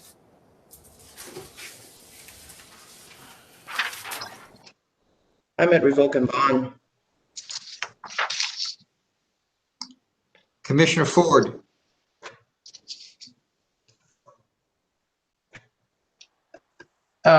Gary, explain to me the difference between revoke and cancel, what it means going forward for the Do you know what we did on this?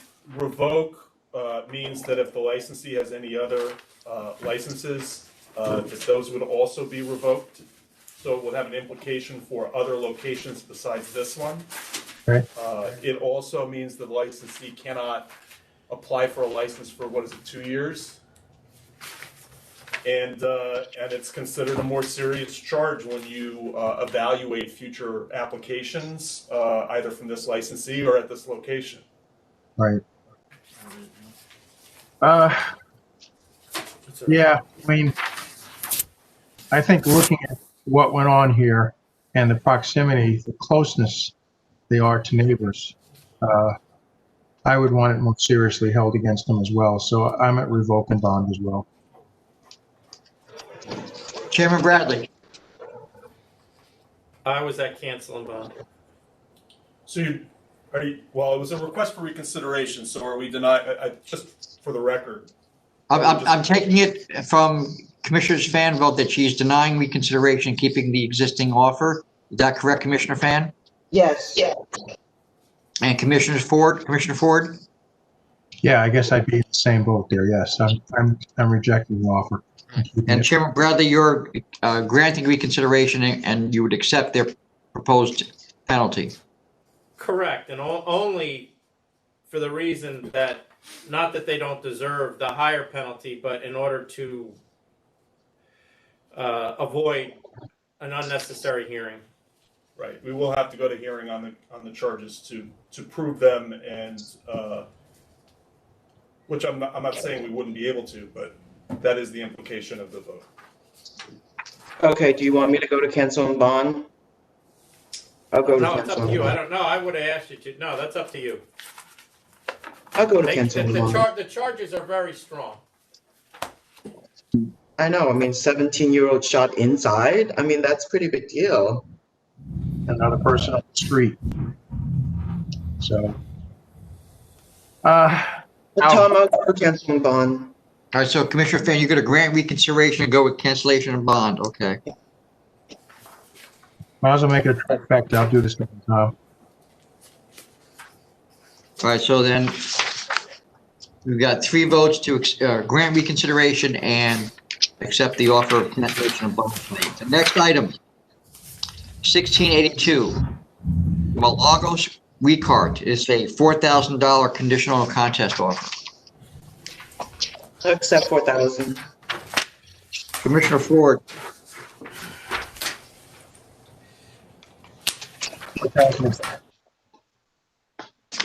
Chairman Bradley, I'll accept. next item, 1683, LCJ and J LLC. It's a $1,500 conditional offer.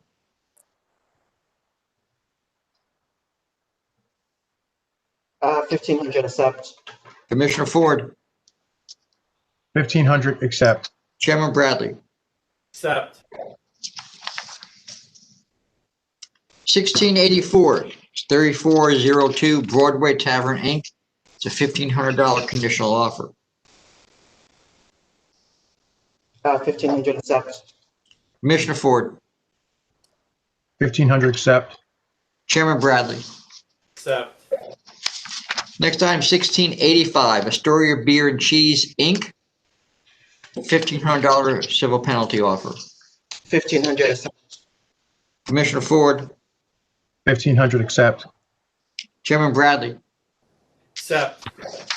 Next item, 1686, Nicole Dewey, Inc. Probably mispronounced that, I'm sorry. $1,500 CNC. Due to the long history of the licensee here with no previous charges, I'm going to propose we lower this down to 1,000. Commissioner Ford, As will I. Chairman Bradley. That's fine with me as well. Next item, 1687, Rock Solid Partners, Inc. It's a $1,500 conditional offer. 1,500 accept. Commissioner Ford, 1,500 accept. Chairman Bradley. Accept. 1688, McSully's Enterprises, Inc. $1,500 conditional offer. 1,500 accept. Commissioner Ford, 1,500 accept. Chairman Bradley. Accept. Next item, 1689, New Rock Social LLC. It's a $1,500 conditional offer. 1,500 accept. Commissioner Ford, 1,500 accept. Chairman Bradley. Accept. Next item is 1690. Cocoings Inc. It's a $1,500 conditional offer. 1,500 accept. Commissioner Ford, 1,500 accept. Chairman Bradley. Accept. Next item is 1691. Mario Dante DeBasi. This is a no contest plea. The license was summarily suspended on November 1st.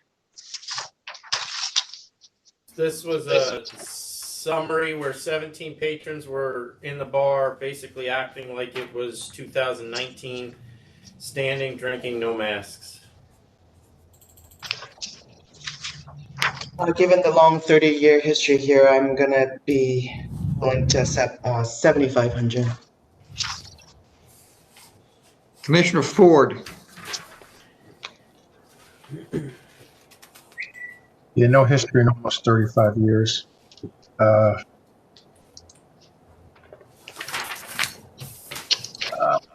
7,500. Chairman Bradley. 7,500.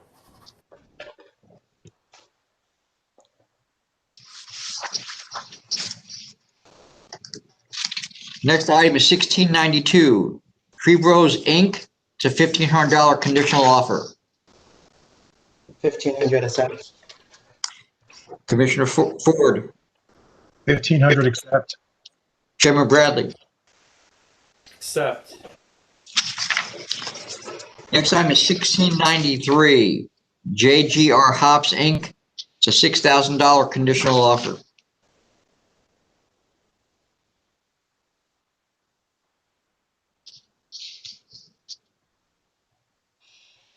I'll go to accept 6,000. Commissioner Ford, I'll accept 6,000. Chairman Bradley. I'll accept. Next item, 1694, 1695. HGS Restaurant Corp. It's a conditional offer of $4,000 for the two proceedings. 4,000 accept. Commissioner Ford, Excuse me, 4,000 accept. Chairman Bradley. Accept. Next item, 1696. Magnet Tavern and Rest Inc. It's a $2,000 conditional offer. Given the long licensing history here and very, very limited adverse history from 5 years ago, with 1 day, 3 deal related charges, I will be willing to lower this to 1,500. Commissioner Ford, Same here, 1,500. Chairman Bradley. Back up. Same here. Can we take a few minutes break, please? We're going to take a Yes. brief recess. Thank you.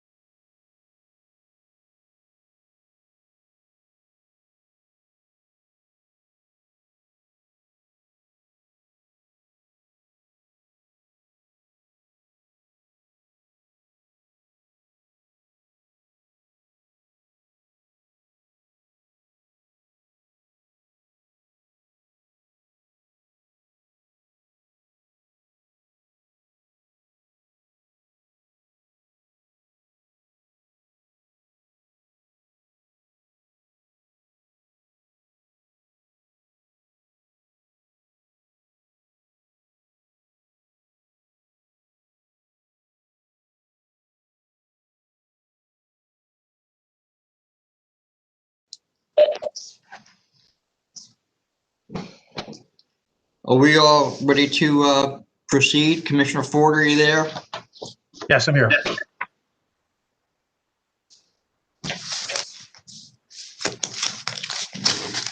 I don't have your video, Commissioner Ford.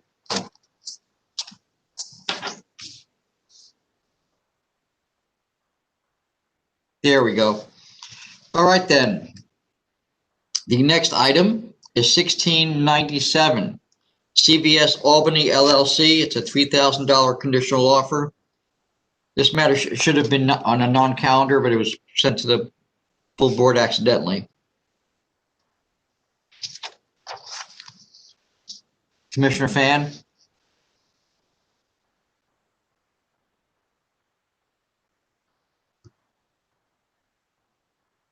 Sorry, Commissioner Fan?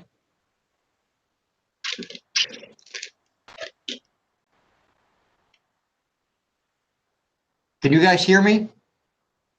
Yes. All right, Commissioner Fan, I'm not getting any video from you. I mean, any audio.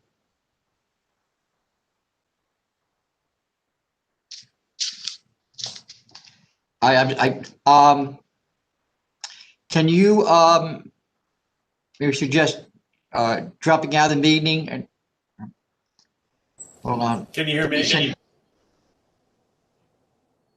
Yeah, I can't hear her either. I think she's gonna call back in. I was just gonna suggest you just call back in.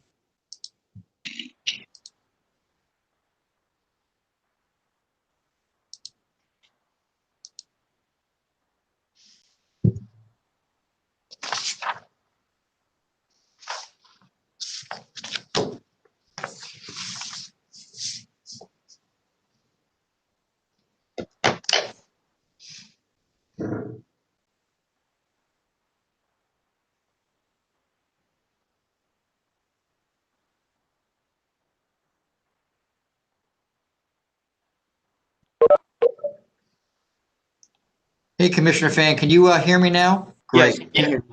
All right. So we were on the record with 1697, which is CVS Albany LLC. It's a $3,000 conditional no contest offer. As I noted, it would have, or should have been processed as a non-calendar item, but it's before you anyway. It's a $3,000 offer. I think this should have been 35, but it went out as 3,000. No, it's 3,000 because it gets increased by 500 because it's of the age of the minor, but they also get a $500 deduction because they've been licensed for more than 5 years. So it evens out to 3,000. Thank you. 3,000 is that. Why should that have been a non-calendar item, Tom? Because first time sale to minors Yeah. process. So this was sent accidentally to the secretary's office. Normally, you don't see these anymore. First time sale to minors, you never see them. They all go to non-calendar and are signed off by the chairman. As long as there's no adverse history. Got it. All right. Accept. Chairman Bradley. I'll accept.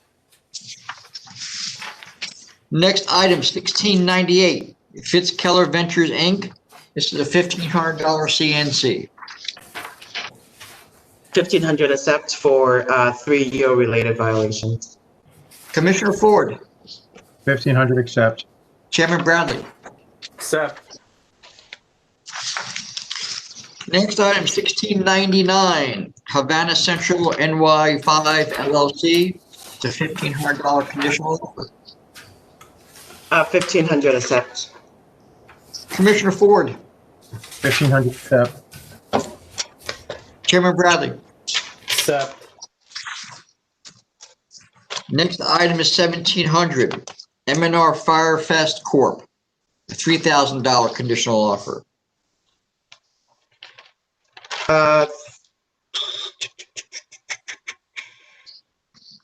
Is this the second EO case? Looks like that. Gary, what would have happened if these came together? Say again? what would have happened if these cases came together, or is this normal that we're getting a second EO case? I did not realize that failure to comply is an is an EO case. You mean the one that was Yeah, the one that's in the adverse history, it looks like, It's definitely EO.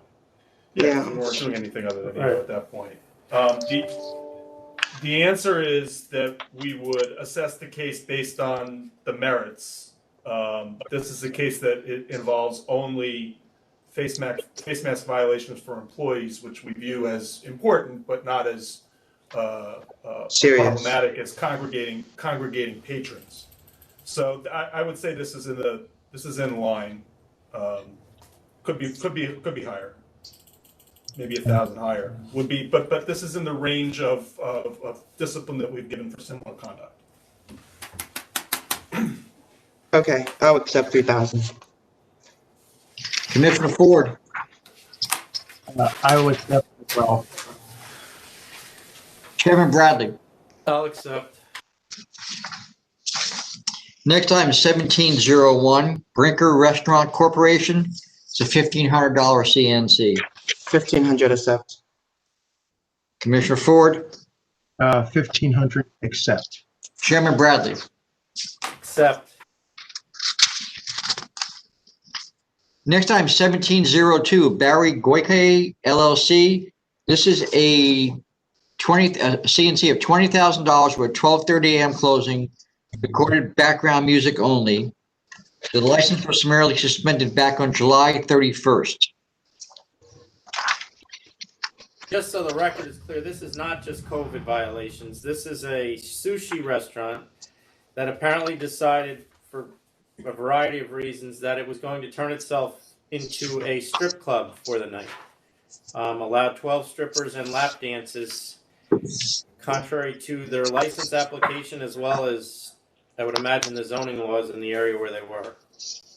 The mitigation doesn't really mention that they turned the restaurant into a strip club, although they are asking for forgiveness. Yeah, it was also inside service in New York City at a time when it wasn't permitted, and it was 2 weeks after the license was granted that all this happened.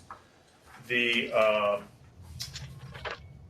letter of mitigation from the owner states that he essentially made one bad decision, and that was to turn his keys over to somebody without monitoring what they were going to do, and all of this bad stuff happened in one night. And it is one night that all this happened, although it is about as egregious as you can see.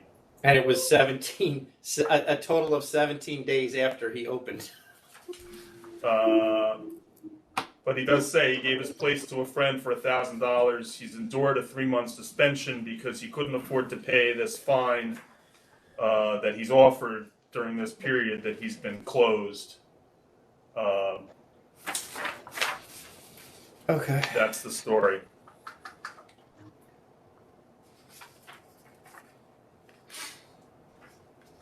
Actually, All right, so with that, Commissioner Fan,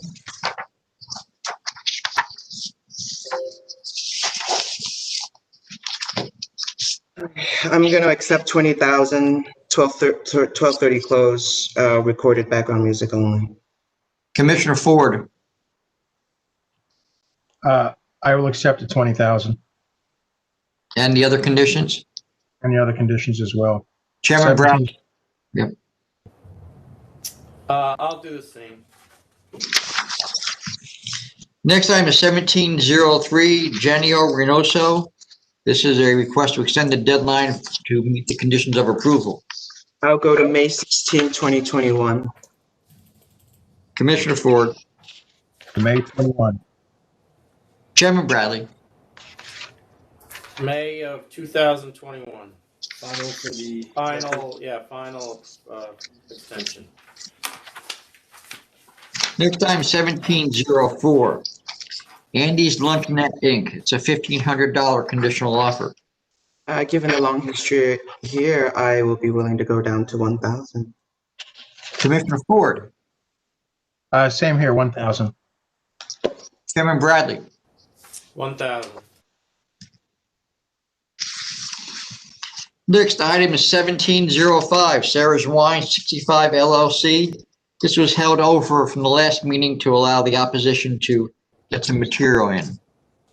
So it's a wine store with 2 employees. The applicant will manage. The applicant has no real experience. However, her husband has or does have some, in that he works for Empire Wine and Liquor Wholesaler. There are 2 protests. There are 4 stores within 0.3 miles. The closest store is 0.2 miles away. It's a 300 square foot total store. It's a wine store, 200 square foot retail. The applicant indicates they are going to specialize in Australian wines. Australian and other international wines. That's the phrase that was used. Yes. And the opposition obviously opposes the store and indicates that any of the products that would be sold at this store are available in the, at a minimum, the 4 closest stores, which are all within a 5-minute walk.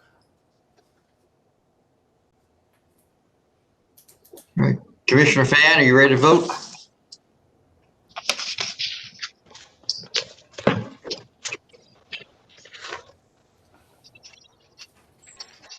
Yes, while I want to support this applicant's business plan, I don't see public convenience at this moment to open another store on the Upper East Side. Just like the prior vote in Brooklyn, population is definitely not going up right now on the Upper East Side. And so perhaps another location, but for now I'm going to vote to deny. Commissioner Ford. Commissioner Ford, you're muted. I'm sorry. Thank you. Yeah, basically, just like we recently voted to deny another store in this area, I just think there's enough stores on the Upper East Side, so I'm voting to deny. Chairman Bradley.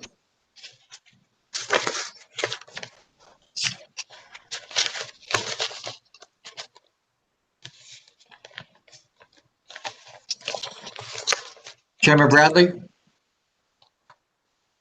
I'm going to vote to deny. I don't see any public convenience and advantage. There's 4 stores within 0.3 miles. There's, as Commissioner Fan pointed out, clearly been a decrease in the customer base over the last 8 months. So the population at a minimum is stagnant, if not decreasing. And I just don't think there's any advantage, even though the store would be small and would specialize in a particular area of wine. Now, the next item, 1706, New York Fine Wines and Spirits LLC. This was held over from the last meeting. The matter then went to hearing with the charges sustained. Yeah, so the board has 3 submissions from the licensee on this matter that followed the delivery of a hearing opinion from an ALJ. There's an October 21st controversion letter that has 56 pages of argument as to why the 4 charges that were sustained by the ALJ should be dismissed. We also have a November 19th, 2020 mitigation letter, which is 5 pages with exhibits, and it argues for leniency in the event that the charges are sustained. And then we received a November 20th, 20 settlement letter.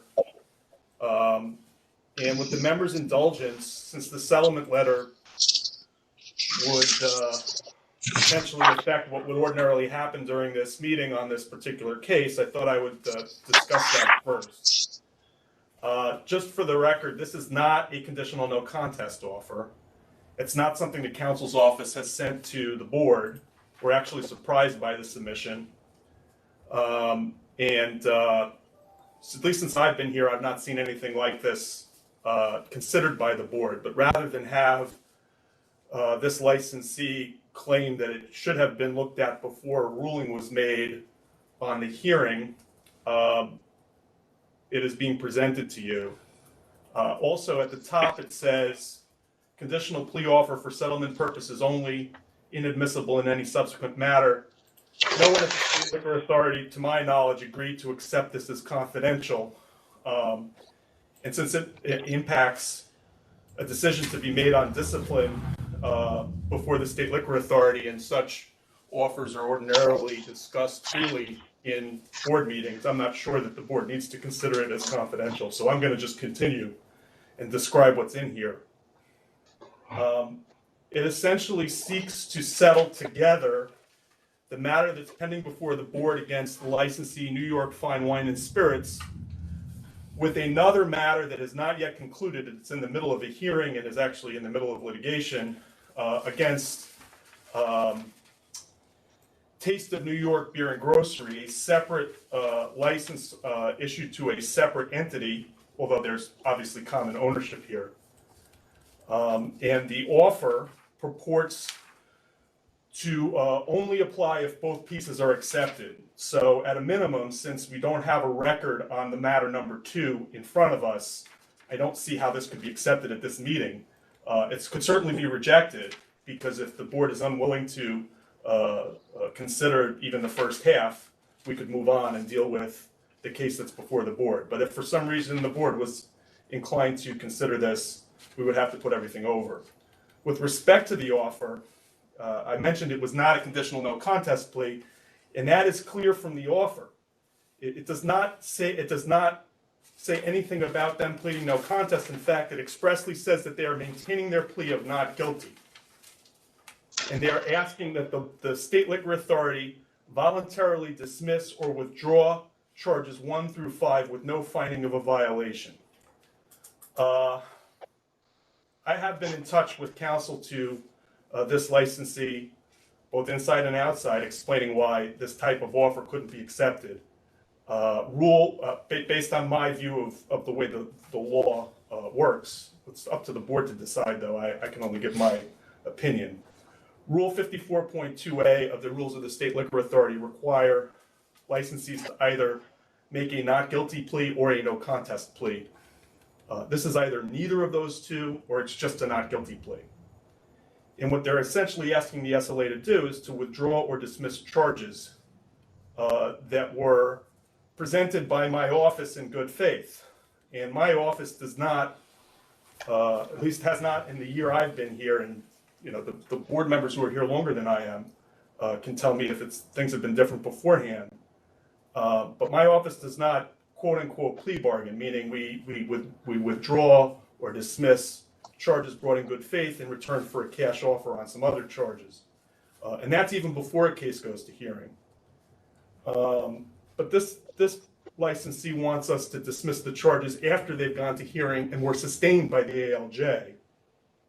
And I certainly see no basis to do that, to withdraw or dismiss. So I guess in my role as heading of the office that prosecuted this case, we would not agree to withdraw it or dismiss it. I've been asked to do that already and said we would not, but this is now before the board to decide. And I guess that's all I have to say about the settlement offer.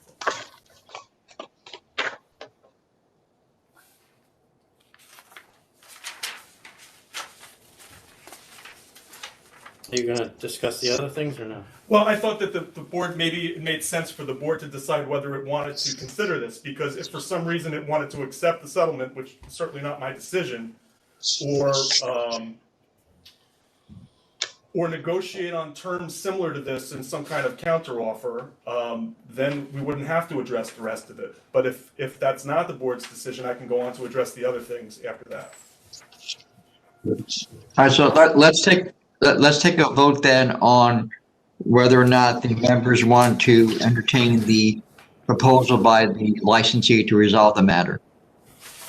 Commissioner Fan? No, I'm not going to do that. Commissioner Ford? I want to resolve the matter, but not in the manner that they offered. Chairman Grazzi?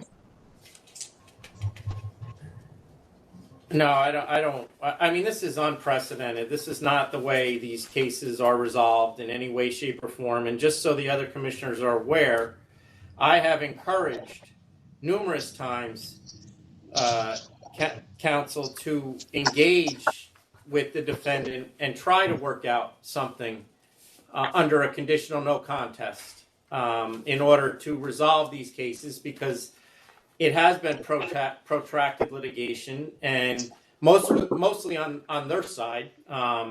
And we have been willing and able to try to work something out, but to walk away from charges that have already been sustained because they feel like they've cooperated or that there are minimal harm to the public as a result of those charges, is just not something that happens here. And certainly not since I have been here in the 5.5 years. So, this is not due to a lack of effort on this agency's part to try to resolve these matters. And we all, and when I say we all, this agency was aware that these charges were going to be contested, and to the counsel's office credit, they hunkered down and litigated them and proved them. And that's where we are now. Now the penalty gets imposed. Okay, so I guess then the second question is whether the charges will be sustained or the board wants to do something differently based on the controversial letter. On that, I'll allow the board to consider it, because I do want to address some of the things that were said in the mitigation letter, because I'm not sure that they're all entirely accurate, and I want the record to be accurate. But with respect to the 4 charges, there's a gambling charge, there's 2 second business charges, and then there's the availing charge. I guess maybe we should just decide whether or not have a vote on whether those are sustained or not. Right, so the ALJ having sustained all the charges, I'll first turn to Commissioner Fan. Yes, I'm going to sustain all 4 charges. Commissioner Ford, I vote to sustain all 4 charges as well. Chairman Bradley. I vote to sustain all 4 charges. Okay, with respect to the mitigation letter, the only reason I'm speaking up is because there are some things that are inaccurate that I do want to correct. A lot of what's in the mitigation letter is accurate. There is a point 3 on the first page that the New York Fine Wines cooperated with the SLA's investigation. It talks about the licensee producing voluminous documents in response. It says that the licensee responded in a timely and cooperative manner to all requests during the investigation. Let's just say we disagree with that. Also, with respect to whether the charges were attempted to be resolved in good faith, those efforts started after the hearing began. And then with respect to their point 5, the licensee's conduct is not the kind of conduct the law was designed to prevent. On the gambling charge, well, they say generally that the conduct at issue here is innocuous. And I guess what they're saying is that as compared to other types of charges in the same category, these may not be the most egregious. And I actually don't disagree with that. The gambling charge wasn't running a bookie parlor out of their location. And the second business charge, arguably what was charged and proved at the hearing, is that they were essentially trying to help their other business by advertising and getting flyers and the like inside the liquor store. Perhaps not the most egregious second business charge. But isn't that the point of the second business? But yeah, that's not to let them give assistance to other businesses? That's right. These are still violations. And the point that was made at the bottom of that second bullet, creating precisely the kind of one-stop shopping experience that the board embraced when the stores were approved in 2017. I wasn't here in 2017, But I don't believe that the board sanctioned advertising and promoting the grocery store from inside the liquor store back in 2017. The law on what business can be conducted inside a liquor store is defined by statute, and it's very restrictive in that section, and that's why this was found to be a violation. On the availing charge, I do agree that this is not the same thing as having a false front running a business like some availing charges. But this was a circumstance where businesses are operating in concert with businesses from out of state in basically freely exchanging gift cards across state lines.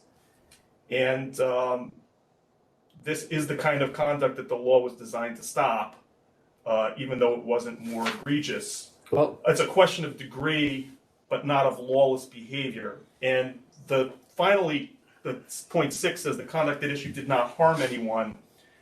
Well, I guess it depends on who anyone is. The point of the matter is the laws are on the books for a reason. The competitors of these businesses are following the laws, so they're certainly being injured if businesses in competition with them are allowed to violate them. And it's really a question of degree as opposed to whether or not there's violations here. There clearly are violations here. A couple other points. In point 8, the licensee says that, and this is the quote from the letter, precedent, including the SLA's history of disciplinary penalties, indicates that an appropriate penalty for first-time offenses such as the ones at issue here should be a dismissal, warning, or modest fine. That's what the heading says. And I find the whole discussion to be contradictory. They start out by saying, no case, upon information and belief, no case has presented facts similar to the ones at issue here. That's their first assertion. So if this is an unprecedented case, then how could any fine in any other case apply to the discipline in this case? And yet they go on to summarize what they say is a group of cases that are similar to this one, even though no case has presented facts similar, and draw a conclusion from that. They present spreadsheets of fines that have been entered in cases that are in this category. So they have a chart on gambling charges, they have a chart on second business charges, they have a chart on availing charges. And they drop a footnote and they say to assist the board and not add to the size of this filing, we have prepared under exhibits 2 through 5 summaries of the board's dispositions in various disciplinary matters using records available on the SLA's published online docket. We would be happy to provide copies of the underlying disciplinary records, over 100 pages, upon request.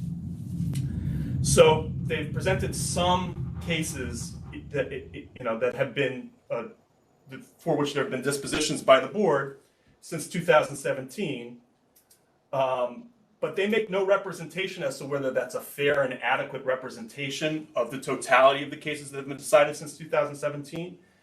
They don't really characterize those cases in any way that makes that necessarily evidence of how the board has ruled on these cases or even a subgroup of cases within these definitions.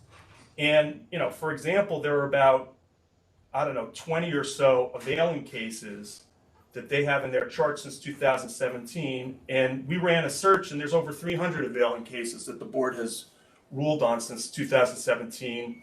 Many of them, I think most of them, leading to cancel and bond. And I'm not suggesting that this is a cancel and bond case, but the board should treat the information they've received on prior dispositions with the weight that they believe it deserves, given that no representations have been made as to what those cases really are. I noticed in the list that they gave us that there's not one cancel and bond on their list for the availing.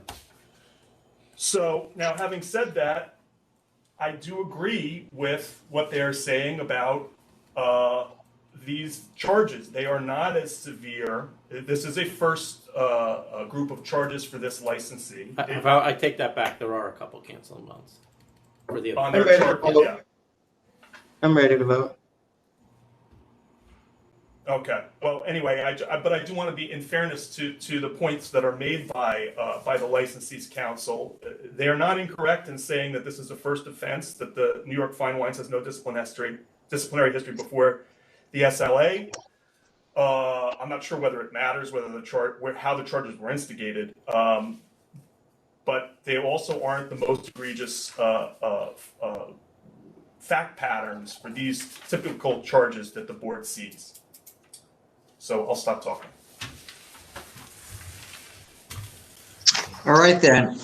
On the penalty, after you sustain the charges, Commissioner Fan, Yes, I will vote to sustain all 4 charges. I'm going to set the penalty at $30,000. Commissioner Ford, you vote on the penalty. Yeah, I vote sustaining all the charges. I'm at 15,000. Chairman Bradley. I'm going to vote to sustain the charges. I just did want to add one thing to what Gary said. The veiling to me is the most problematic because, one, I recall when this license was granted,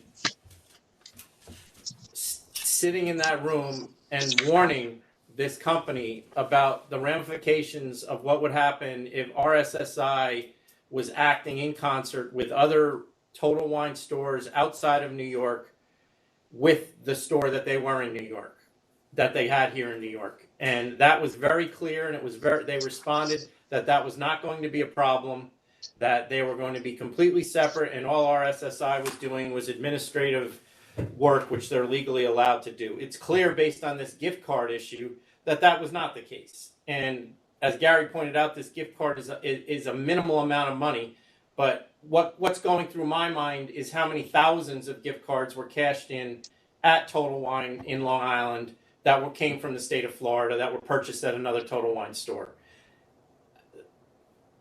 That's the clearest thing of a veiling that I can think of in my mind, and it's certainly clear that that's what they were warned not to do.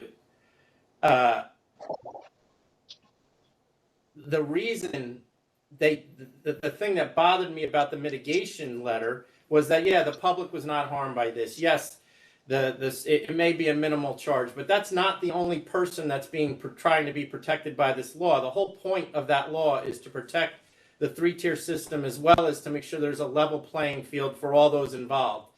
Clearly, if you buy a gift card in Florida that can only be used at Total Wine, at a Total Wine store, then that person coming to New York cannot go to any other liquor store to buy liquor with that gift card. They have to go to Total Wine. If that's not an advantage to Total Wine among its competitors, I don't know what is.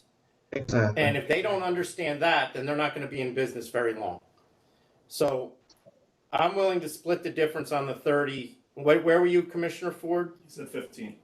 15. I will go to 20 as long as you all agree to it. That's fine. And just so that Total Wine and their attorneys are aware, most of the complaints we get regarding liquor stores are coming from their competitors because their competitors are following the law. And I can guarantee you that Total Wine, as the largest liquor store on Long Island, if not the state, every one of their competitors is going to be watching to make sure they're following the law. And whatever complaints we get will be coming from their competitors. So it should be no surprise to them that these complaints that came to us that resulted in these charges came from competitors. I mean, it's natural. That's the way it has worked since I've been here. The people that are following the law are going to turn in the people that aren't. And that's just the way it works. And so Commissioner Fan, just your final vote then is for a $20,000 civil penalty. Well, Chairman said split the difference. It's 20 or 22.5? Because splitting the difference is 22.5. All right, we'll do 22.5. 22.5. All right, so Chairman, you're at 22.5. Commissioner Fan, you're at 22.5. Yes. And I'll go to 22.5. All right then. So all the charges are sustained and a civil penalty of $22,500. All right. The next items that are in your packet were resolved at the special board meeting on the 18th. Those are 1707 and 1707B. So we'll move on to 1707A. North Fork Country Club. This is a $15,000 conditional offer. The license was summarily suspended on November 6th. We'll do this one first. Okay.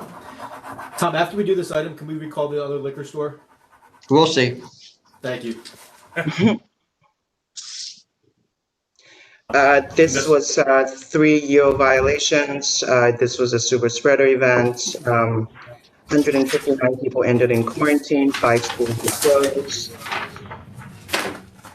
The licensee's lawyers argue that they are really not following the law because they don't really do these types of events, which makes me think that they shouldn't really have a liquor license since they're not following what the law development is. But with that said, I'm going to counter at 20,000.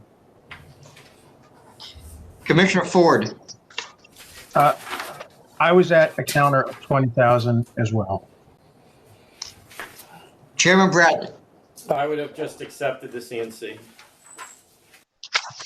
All right, then we are going to recall item 1645, Bethpage Wine and Liquor, Inc. So I was able to Hang clarify. on a second. What number again, Tom? I'm sorry. This is 1645. It's a matter we pulled out earlier. Yep, okay, I got it. Sorry, go ahead, Adam. So the liquor store in question for the removal, we confirmed that they are moving approximately 20 feet down the road from 574A Stewart Ave to 570 Stewart Ave. All right, So they are indeed filing for a removal. However, it is 20 feet away. 20 feet. I don't think that Okay. changes the market, but it was definitely worth confirming. yeah, okay. I'm going to So vote with to- that, I'm sorry, what was that, Commissioner Fan? Sorry, I'm going to vote to deny. Commissioner Ford. I'm going to vote to deny as well. All stores could be declining. I vote to deny. Chairman Bradley. I'm going to vote to deny. All right, returning to the regular list, 1707C, The End Zone, Inc. This is a $10,000 CNC. The license has been summarily suspended since August 6th. This was an inside service case, a bartender with no mask in August. The licensee claims he was out sick that day, and he pleads for leniency, $10,000 offer.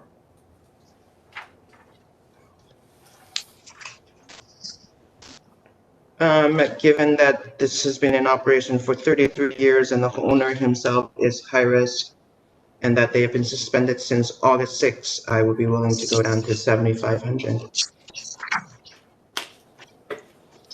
Commissioner Ford.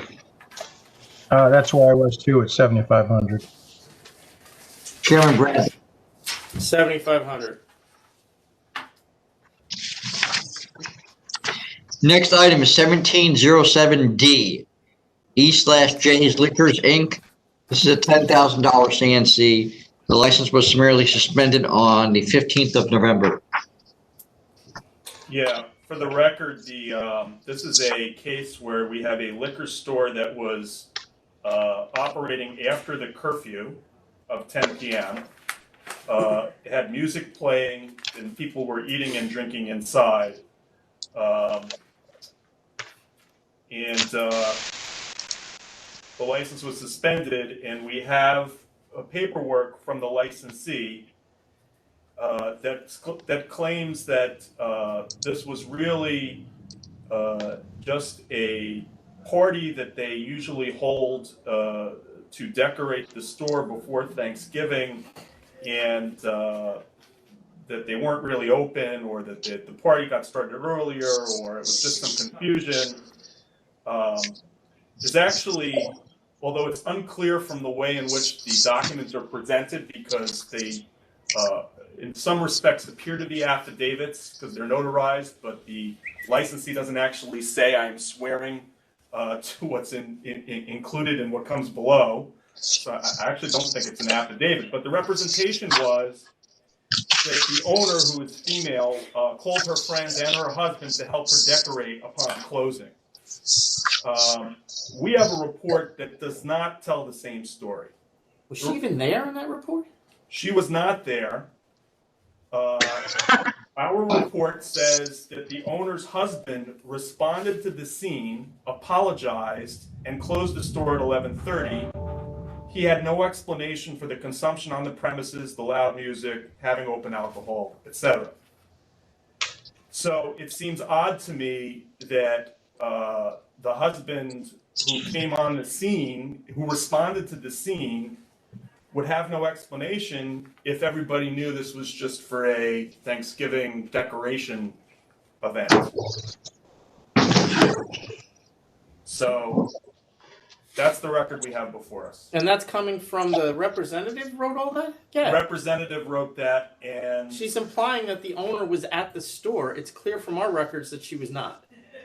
well, there's also statements from the people who were involved, type statements that were signed by the owner and I think her two friends. There was not a type statement signed by her husband.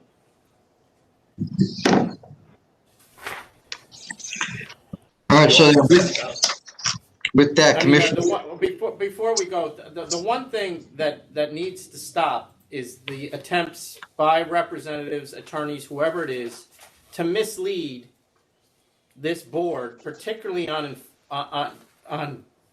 cases where we're imposing punishment, because all you're doing is creating bigger problems for your client. These documents that were submitted, based on what we have, are completely in contradiction to what actually occurred on this night. And when I say that, I mean the people that were at the location. Whether there's decorations are there, I could care less. But to sit there and imply that this owner was at this store when all indications we have from our investigator as well as pictures indicate he was not, leads me to believe that we are being completely misled by the representative. Go ahead. all right then, Commissioner Fan. Yes, I completely agree with Chairman that the representative really is not doing justice for the client here. Just blatant lies. Really, really unacceptable. And this client should probably fire this representative. I'm gonna put that on the record. I'm gonna counter double 20,000. Commissioner Ford. I would only do the same. I would only counter the same thing instead of cancel, only because I don't believe that the representative is doing the best job for their client. I'm at $20,000 as well. Kevin Bradley. 20,000. All right, the next I have three items together, 1707E, F, and G. These are all proposed advisories to extend existing advisories related to relief granted by the authority because of COVID-19. Yes, I vote to approve all three advisories with the date extensions. Documents. Commissioner Ford. I vote to approve extensions as drafted as well. Chairman Bradley. I vote to approve the extension. Next item, 1707H and I, Bay Ridge Hospitality Group LLC. This is a $20,000 conditional offer. This license was summarily suspended on November 15th.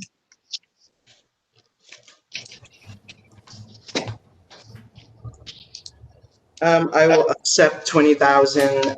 However, I do want to see that reference to the written safety plan.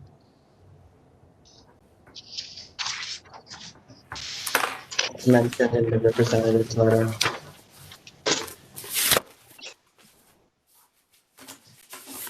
Commissioner Ford.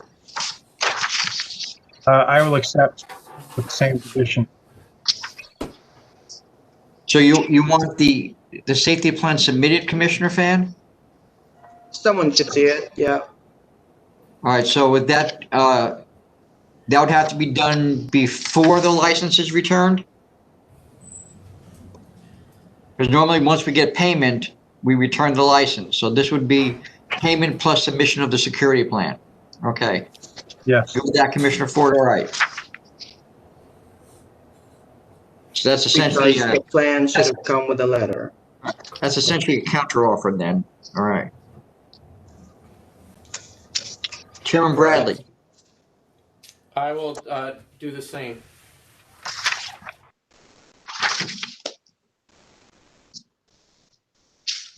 There's All right, three, then. only one's done.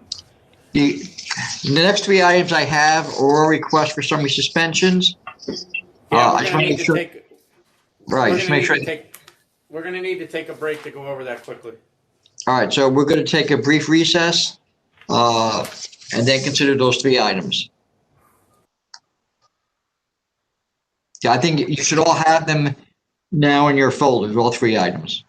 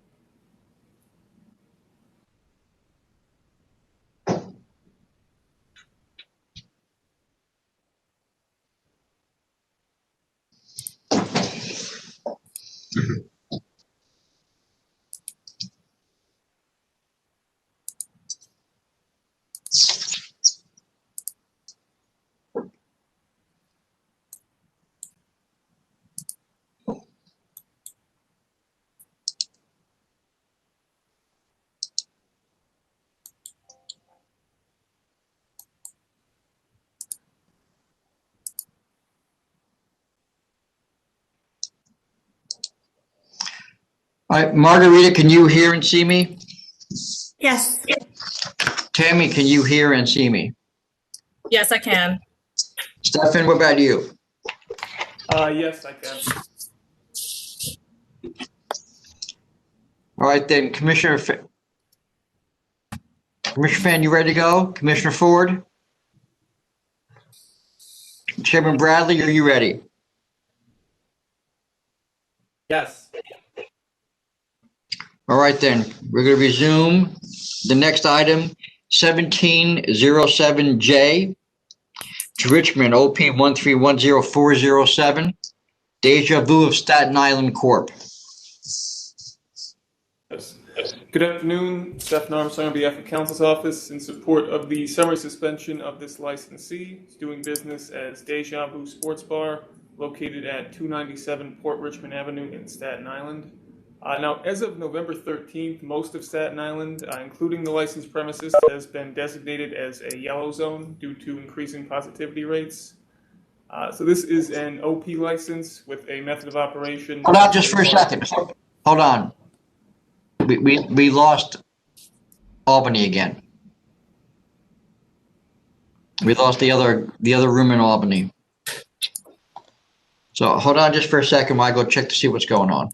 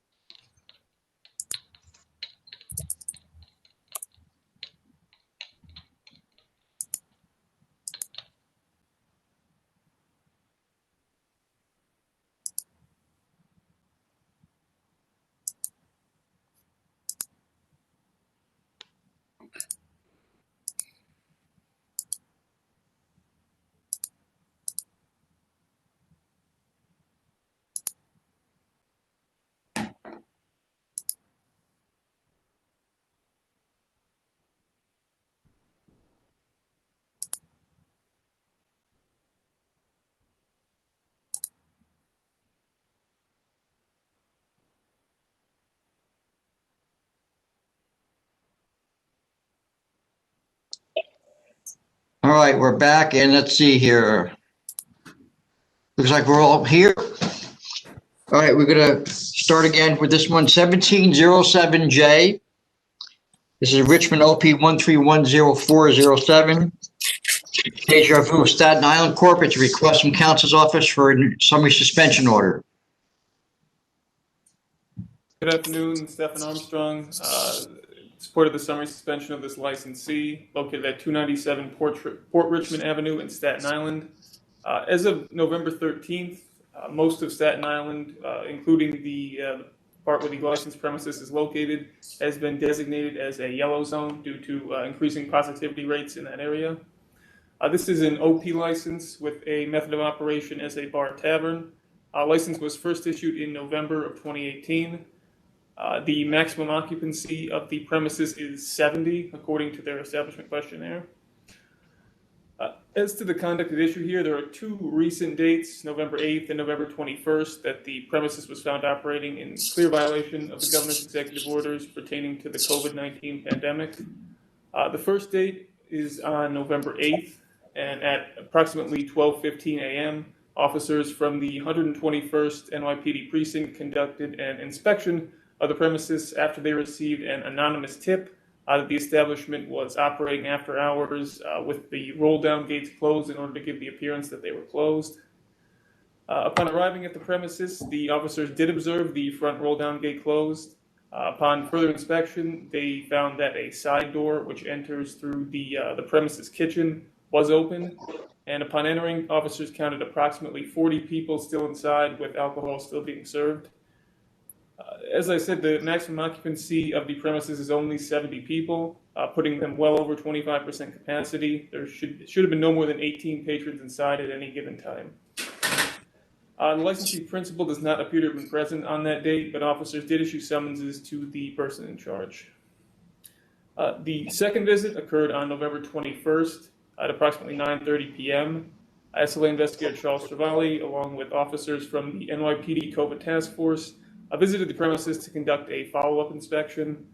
Upon arrival, they counted 28 patrons inside, again putting them well over the 25% of their maximum capacity.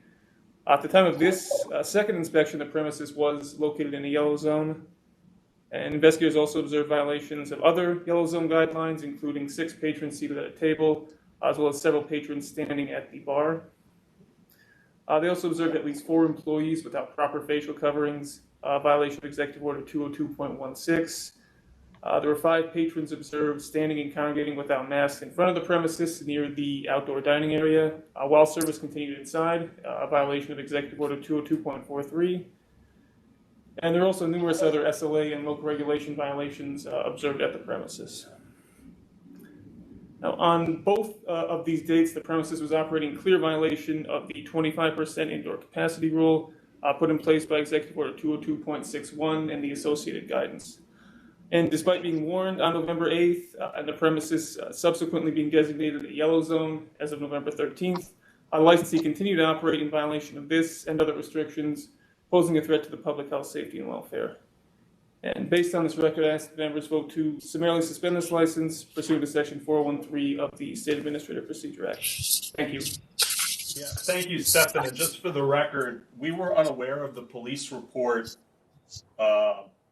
If we had been aware of the police report and the roll down gate thing, I think we would have seen this case before the members earlier. But we did go back and did this additional inspection and found the additional violations just the other day. Thanks. All right, with that, Commissioner Fan, do you have any questions? Stefan, do you have any adverse history? No, nothing at this time. And no other prior YO reports? I know what Gary just said, but is there anything else? Like, were there? No, I believe just the November 8th and November 21st are the only reports we've gotten. Okay, thank you. Commissioner Ford, any questions? I have no questions, thank you.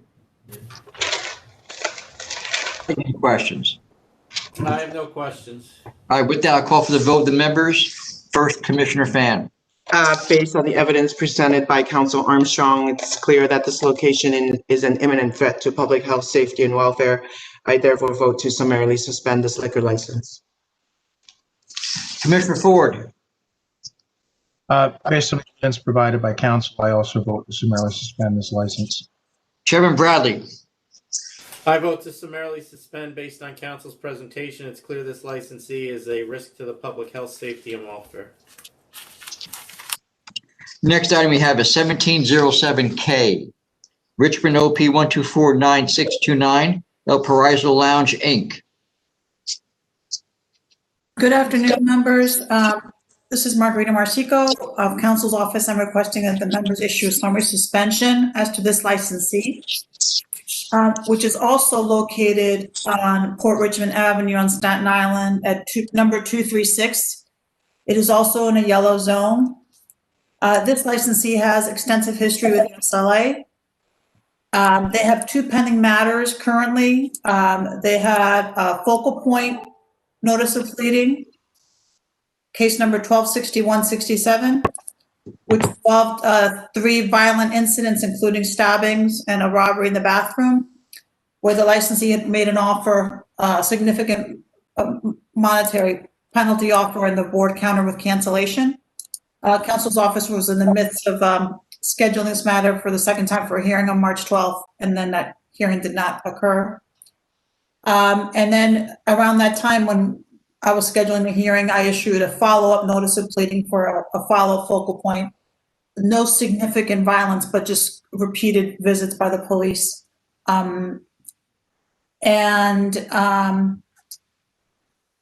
In January 25th of this year, there was a March inspection where investigator Jaworski went. The owner at that time admitted to Mr. Jaworski that they had not served food in the premise for 8 years. There was a DJ playing contrary to the stated method of operation. This premise is sort of on a strip, and it's near another, somewhat near another problematic premise called Recuerdos Mexicanos, and they both blame each other for whatever happens out in the street. But we're told by the police that they're both problematic locations. On October 18th, 2020, Officer Guglielmo, who's very familiar with this premise, he's the one that has been involved in the case I was prosecuting. He's a sector officer for that area. He was on a directed patrol, I believe. He was in the area, and at about 12:45 in the morning, he observed a large group of patrons leave the licensed premise and start fighting, a large fight in front of the location. At that point, the police entered, and they observed 50 people inside when the maximum occupancy under COVID is 18.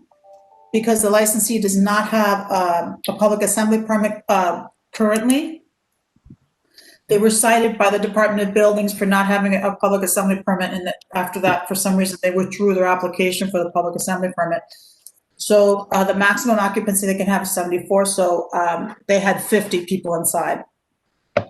And also under 202, well, that wasn't in effect yet, but they were over the occupancy that was permissible at that time.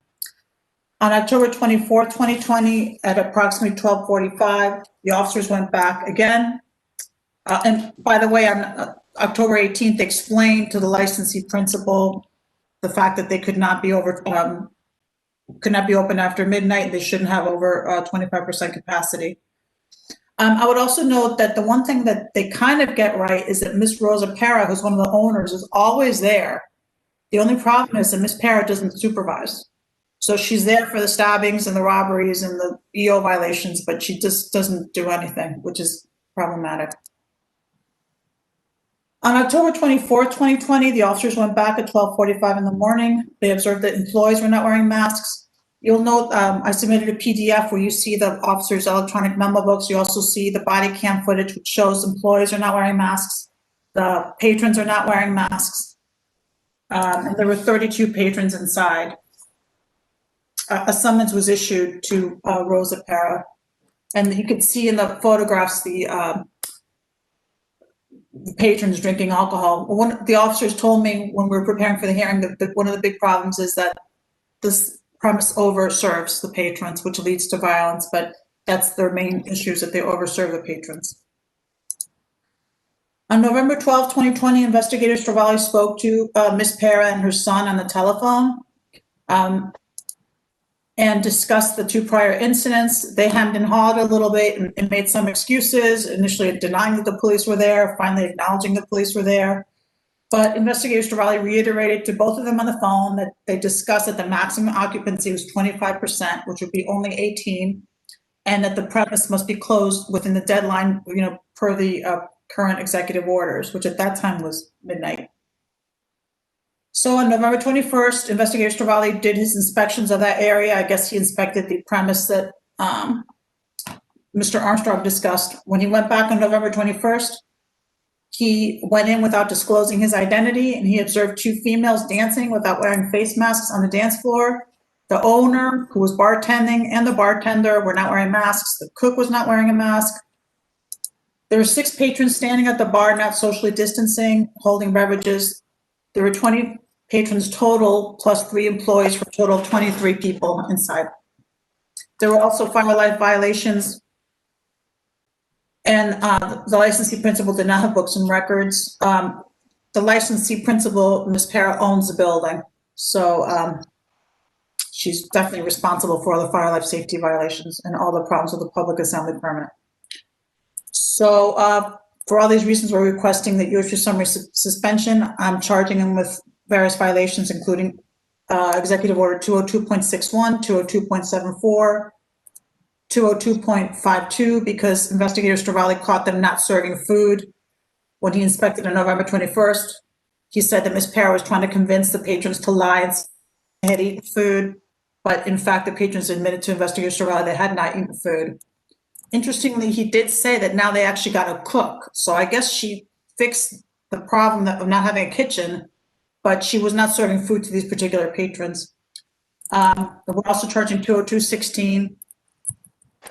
Failure to conform to method of operation, and also the failure to comply with the fire life safety violations. So we're, for all these reasons, we're requesting that you summarily shut this premise. All right, with that, Commissioner Fan, do you have any questions?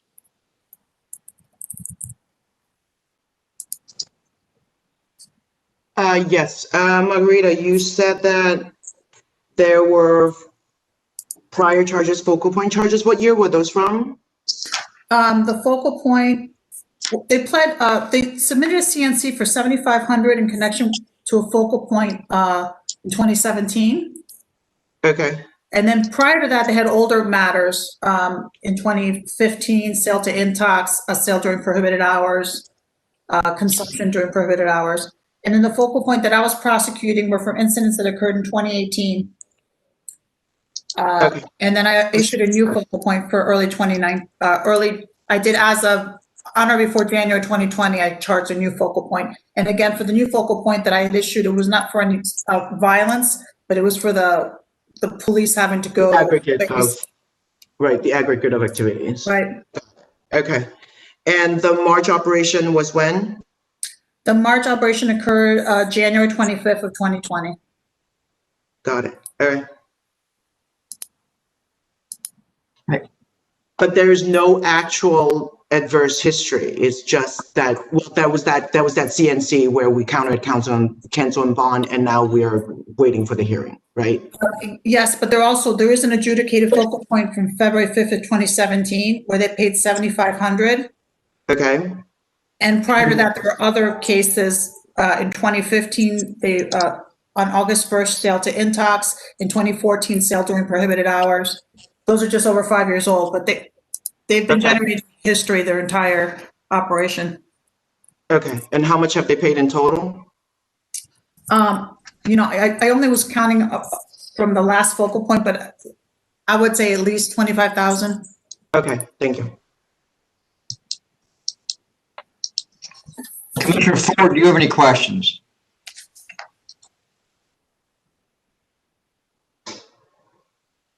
You muted, Commissioner Ford.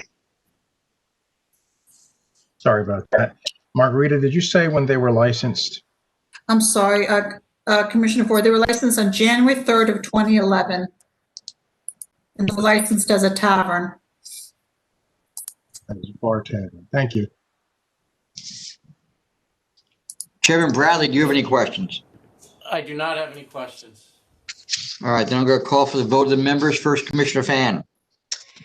Based on evidence presented by Council Marsico, this owner is clearly not going to be following the law. And due to an imminent threat to public health, safety, and welfare, I'm going to vote to summarily suspend this license. Commissioner Ford, your vote, please. Evidence provided by council, I also find this location to be a threat to the public health, safety, and welfare, so I vote to suspend. And Chairman Bradley. I vote to summarily suspend. Based on the presentation by council, it's clear that this licensee has become a threat to the public health, safety, and welfare. All right, then the next item I have is 1707L, Richmond OP 113-6979, Recrudos Mexicanos, Inc. Good afternoon. My name is Tammy O'Hara, and from the Office of the Council, and I'm requesting that the subject licensee, Recrudos Mexicanos Incorporated, located at 232 Port Richmond Avenue, Staten Island, New York, I'm asking that you consider an emergency order of suspension on their retail on-premises liquor license pursuant to Section 401, subsection 3 of the State Administrative Act. The establishment was issued an on-premises license on February 13th of 2003 to operate as a restaurant. The method of operation was no music, no dancing, no security guards, with the proposed hours of operation Monday through Thursday, 10 a.m. to 10 p.m., and Friday and Saturday, 10 a.m. to 11 p.m. The sole principal is Modesto Reyes, R-E-U-E-S, as a president, and the approved manager was David Hernandez. The maximum occupancy for the establishment is 75 patrons. As stated in the first two presentations, this establishment is located in an area that's now been designated as a yellow zone.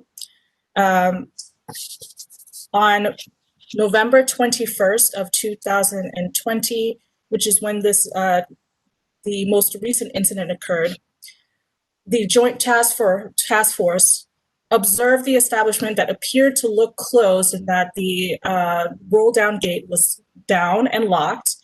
However, after seeing an individual open up the gate and walk between the gate and a car and then back into the establishment, they walked towards the back and observed a white tent, which had 4 patrons inside the tent consuming alcohol and eating. After going through a door that led into the establishment, they observed in total, including those 4 individuals, 26 patrons inside the licensed premises. They were throughout the premises, but the majority of them were not wearing any masks. There was bar service that was occurring. No social distancing was occurring.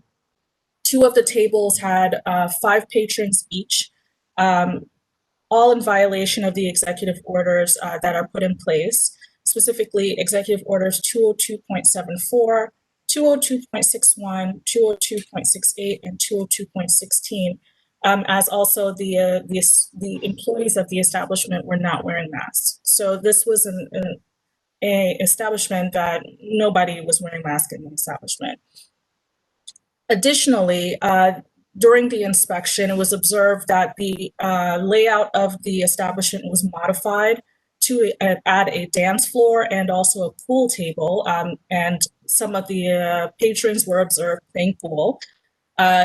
In addition to the roll-down gate, there was another exit that was blocked by boxes. So if there was anything that occurred inside of that establishment, everyone would have been trapped inside.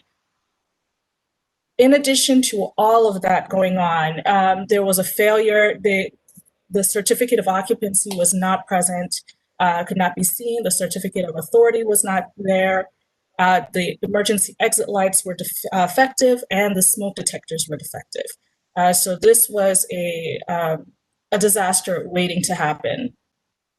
In addition to the case on November 21st, the establishment does have a pending open EO matter that occurred on October 24th of 2020 at approximately 12:45 a.m. And I also want to note that on the November 21st incident, the inspection occurred between the hours of 10:25 p.m. and 10:55 p.m., which was, again, after the curfew that has already been established.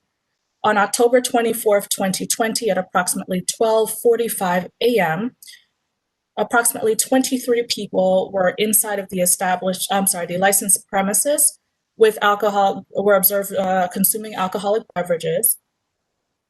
The employees of the establishment were not wearing masks. Again, the maximum occupancy of the establishment is 75. So the maximum occupancy right now is about 18, 19, and they were over capacity.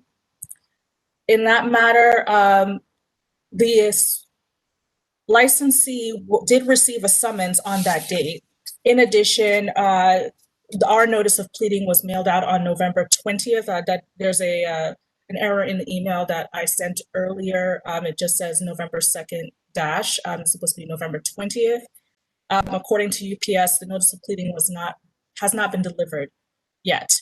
However, they have been on notice, not only due to the summons that was issued on October 24th, but also because they were previously warned on October 18th by the police department regarding the capacity limitations due to the explosion of COVID cases within that area.